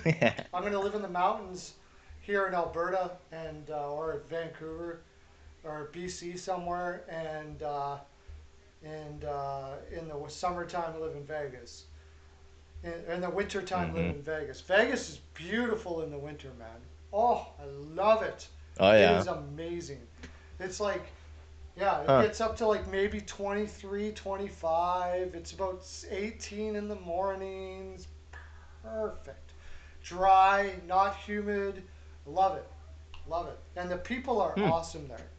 People in the local areas of Nevada and Vancouver are absolutely amazing people. So happy, cool. Look at how much fun they have in for hockey. Like they're Oh, Vegas Golden Knights games are amazing to watch when they're back at home. It's amazing hockey to watch, honestly. no doubt. Your pool can get up to 90 degrees. Oh, Woo. yeah. Damn. So yeah, like I said, we're when it comes to heat, at least most of us here are pretty wimpy. Actually, I would say that for Canadians, well, we handle the cold well. Yeah, there's no doubt about it. But I'm getting less and less like that. Yeah, same here. Like this year, man, like I've been sitting in my house so much. Like I go outside and I just hate the cold now. I hate it so much just because I've been stuck indoors all the time and I'm just warm and not really going outside too much. Nowadays, I'm like step outside, I'm like I gotta wear a Yeah, sweater. well, we didn't get any minus 40s this year. No, no, it wasn't too bad. I think the most I got because I was in Calgary, I think it was minus 30. I think the coldest it was Yeah, minus 35. Maybe you did get up to just minus 40 at just one time. touched it a little bit. Just touched it. But for the most part, it was a warm winter. Okay, Hmm. what was I gonna say? There was something else I was going to talk about here. It was more to do with players and what's going to happen. Okay, let's talk about it. Let's forget about what they're going to do. If Montreal loses today, what would you do with that Well, I would rebuild, but lineup? You would totally rebuild their lineup. You've got. I mean, It's sort of a mad scientist kind of put together thing, but practically you just grab players that are available in the market, and you're like, oh, Josh Anderson, just bloop, he's in the lineup. Eric Stahl, oh, I'll grab him for free. you know Bloop. what's funny about Josh Anderson is his value may never be higher than right now. Ooh. Anderson. Well, no, even then, no, he had a horrible season analytically. He only does is score goals, and that's all Josh Anderson can really do. I am not a big Well, fan of do you Josh know Anderson. Their entire do you, lineup, I only do you like know a few what you could people. get out of Vancouver for Josh Anderson right now? Are you kidding me? They love guys like Josh Anderson. You could probably get like Peterson or something. No, no, No, you but I mean, cannot. you could get No a pretty way. good package out of Benning for Anderson right now. I bet you, I bet you, I bet you. If you, Well, they don't got the money to get Henderson, so they, and he, maybe he would, but I mean they don't got the money to go well, after Anderson right now, and nor Montreal would trade Anderson anyways because they think yeah, that's a but we're steal. thinking, what would we do? I don't think you're ever going to get higher value than Anderson than right now. Because I don't think Anderson's Mhm. going to get better with age here, right? So, No. like, even, okay, you don't want Jake for 10. No, because Well, no. Well, who would you trade Josh Anderson for? The guy only had 17 goals in 52 games and 24 points. His analytics were yeah, horrible. but You're not going you to get trade him Brad to a Josh Anderson. non-analytics team that obviously doesn't care about it. All he cares about is a guy can drop the gloves and score some goals, and that would be Vancouver. That's not worth $5.5 million. That would be my Yeah, it would issue be. as a GM. I would No, never no, I sign wouldn't that, either. I but wouldn't touch Anderson, no doubt about it. But I'm sure I'm sure there are teams, and I brought up Vancouver. They're talking about moving Nate Schmidt. Yes, no, they they're are. not. No, I heard there's rumors. No way. Yeah. I heard Nate Schmidt doesn't want to leave though. I Well, he's heard. making $6 million a year. Would you trade Anderson for Nate Schmidt straight across? I would. I bet you they would too. No way. No way. What the? No. What? Would you? I would never trade. I would never trade for No, no, Josh no. Anderson on a I'm split talking dime. about if I'm Montreal. If I'm a general manager of Montreal Canadiens, we're Oh, not and I got an offer from of Jake Vancouver for Nate Benning for Schmidt Nate for Schmidt. Josh Anderson. What are you taking that, right? See, the problem was Montreal already had kind of a Nate Schmidt prototype And in Victor Mete. Mete Exactly. until they gave him off to waivers and took Eric Gustin. Yeah. I the thing is about the Canadians, they could use Nate Schmidt, but I don't think they would go after him just because they have Sherratt and they have Edmondson. They would have to maybe trade away one of those guys if they were to think about picking up Nate Schmidt. But I would trade away Anderson for Nate Schmidt on a split dime just because that's just a Yeah. better value. All, Because and then later on you could just trade away Schmidt and probably get more out of what you would have ever got out of Anderson. yeah, and you could like I would make that deal and then work out the rest later. Uh, we don't have to sign Tatar, although I like Tatar. Uh, Mm. you know, They wouldn't be able to sign Tatar. He's not going to be signed back there. He's been scratched. He's not going to be coming back to Montreal. probably he's a free agent, right? Unrestricted. Yeah, I would love to see him in Edmonton. I love to see him in Sure, Edmonton. I Tatar think would he'd be work a out well. steal Yeah, yeah. I don't because know he what you was could get him pretty for. playing. He was solid this year and solid last year. I just don't know why the Canadians keep scratching him. Hush, we don't talk about Mete anymore. Yeah, I wouldn't talk. I would be talking a heck of a lot of Mete every time I see Gustafson floating around out on the ice. Yeah, dude, I would be so mad as a Canadians fan. I would even, I would even be, I would want Bergeron being fired, not re-signed like how he is, because I'd be so ticked off if we lost Victor Mete, just because of how good of a player he is. But yeah, I would do Anderson for Naismith on a split dime. That would work instantly. That would improve my defensive core. Um, I mean, you could easily get rid of Gus, and now you maybe could even get rid of Ben Sherrod or Joel. I mean, you'd probably keep Joel Edmondson because he's not bad defensively, He's okay. but give away Ben Sherrod to get that defensive core smaller because I don't know why you need so many big guys on this team. I like Ben Sherrod for what he is, but yeah, I could see But he him. plays on the top pair. He plays on the Yeah, top pair with Shea Weber, there's and another he's not even supposed to be a top pair guy. there's another team that there's another player that Vancouver would overpay for too. But the problem is Vancouver has nothing to overpay with. The- Mm. Like they would overpay for him, but they have nothing to overpay with. I would consider trading them for like I bet you they would do something stupid like their first this year or something like that, but they don't have the money for it. So, but I would definitely restructure that. I do like I like Toffoli, um, Wentz, Suzuki, and Kokaniemi, which they kind of fell into. Give them a couple of years, you got a solid center. You're solid up the middle. Pretty darn good. Yeah, the thing is, I, as a person that's looking at the Canadians right now, they sacrificed too much this season for a team that is bare minimum good. Yeah. And they barely made it into the playoffs. They actually lost coming into the playoffs. Now, yes, they're doing good against the Leafs, whatever. Yeah. Price is doing good, whatever. Yeah. When has he ever been good? This is going to be the same damn thing we're going to see this year. We're going to see the Canadians go into the offseason. Bergevin's going to have a load of confidence, build this team up more, just give them more bum players, go back in, and they're not going to make it into the playoffs because of the fact that they're going to be back into their normal division, and that division is stacked, and they're not going to be able to make it in Yeah, I agree. I doubt very much. because I doubt very Dano much. is not going to be resigning. You're going to go with Konkanami and Suzuki probably up.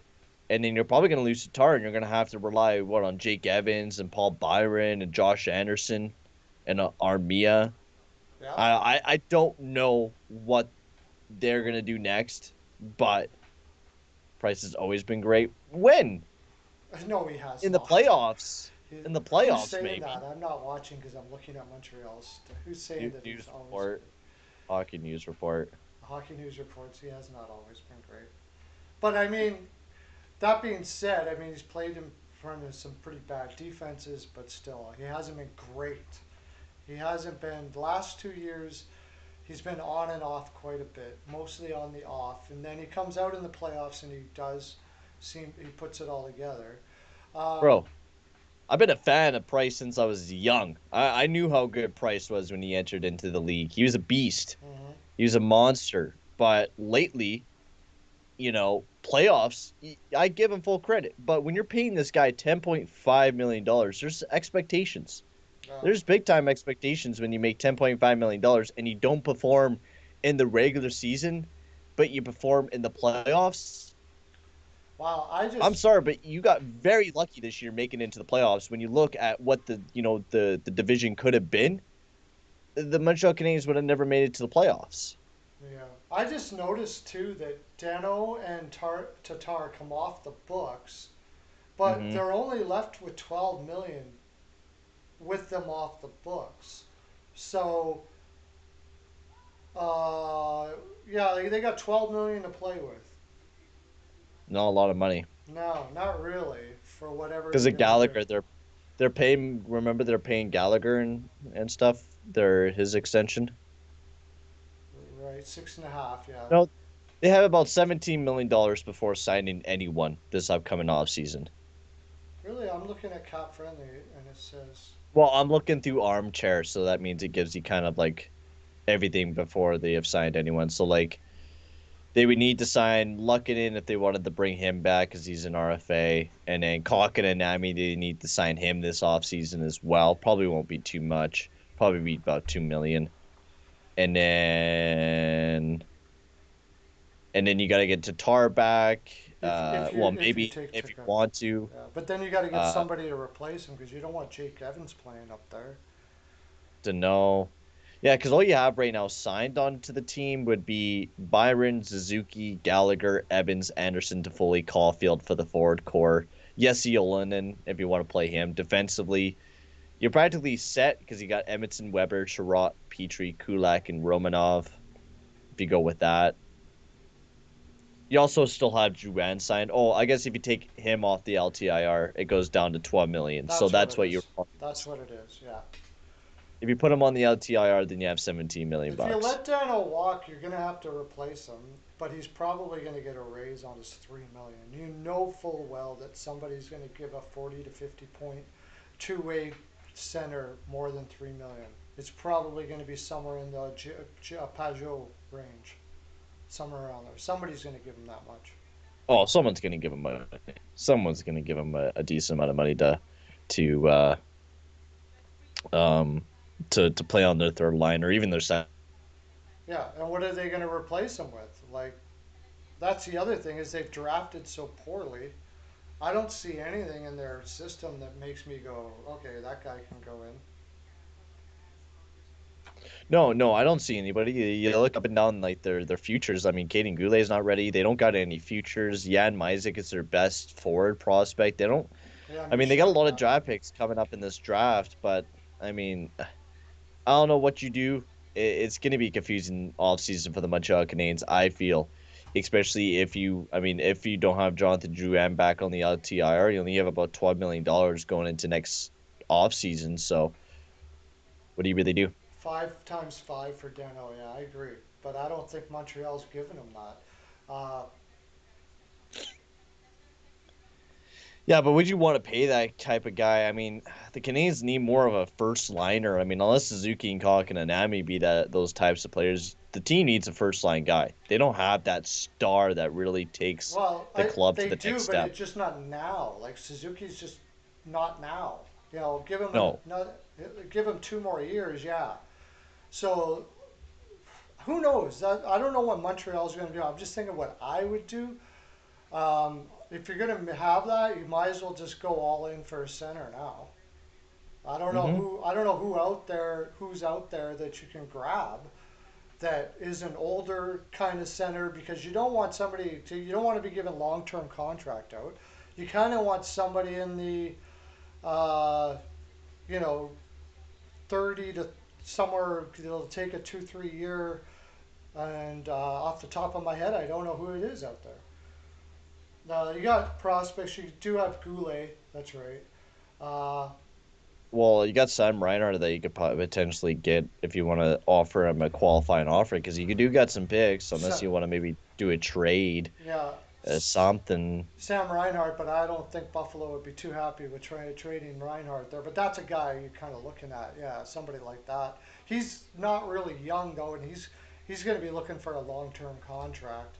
Um, Like unrestricted free agents. I mean, if they could get Landeskog, I don't know. uh, Colorado will most likely sign him, yeah, they're but going to sign them for sure. maybe if they could get Nuge, Nuge would be somebody that they would have to look at. Hall would guaranteed be somebody For that they look at. for a winger, they High. probably would. Oh, you know, I was talking about it when with the guy that I wouldn't get, but I think that they will try to get without Hmm. a doubt because they take these troubled Russians every single time.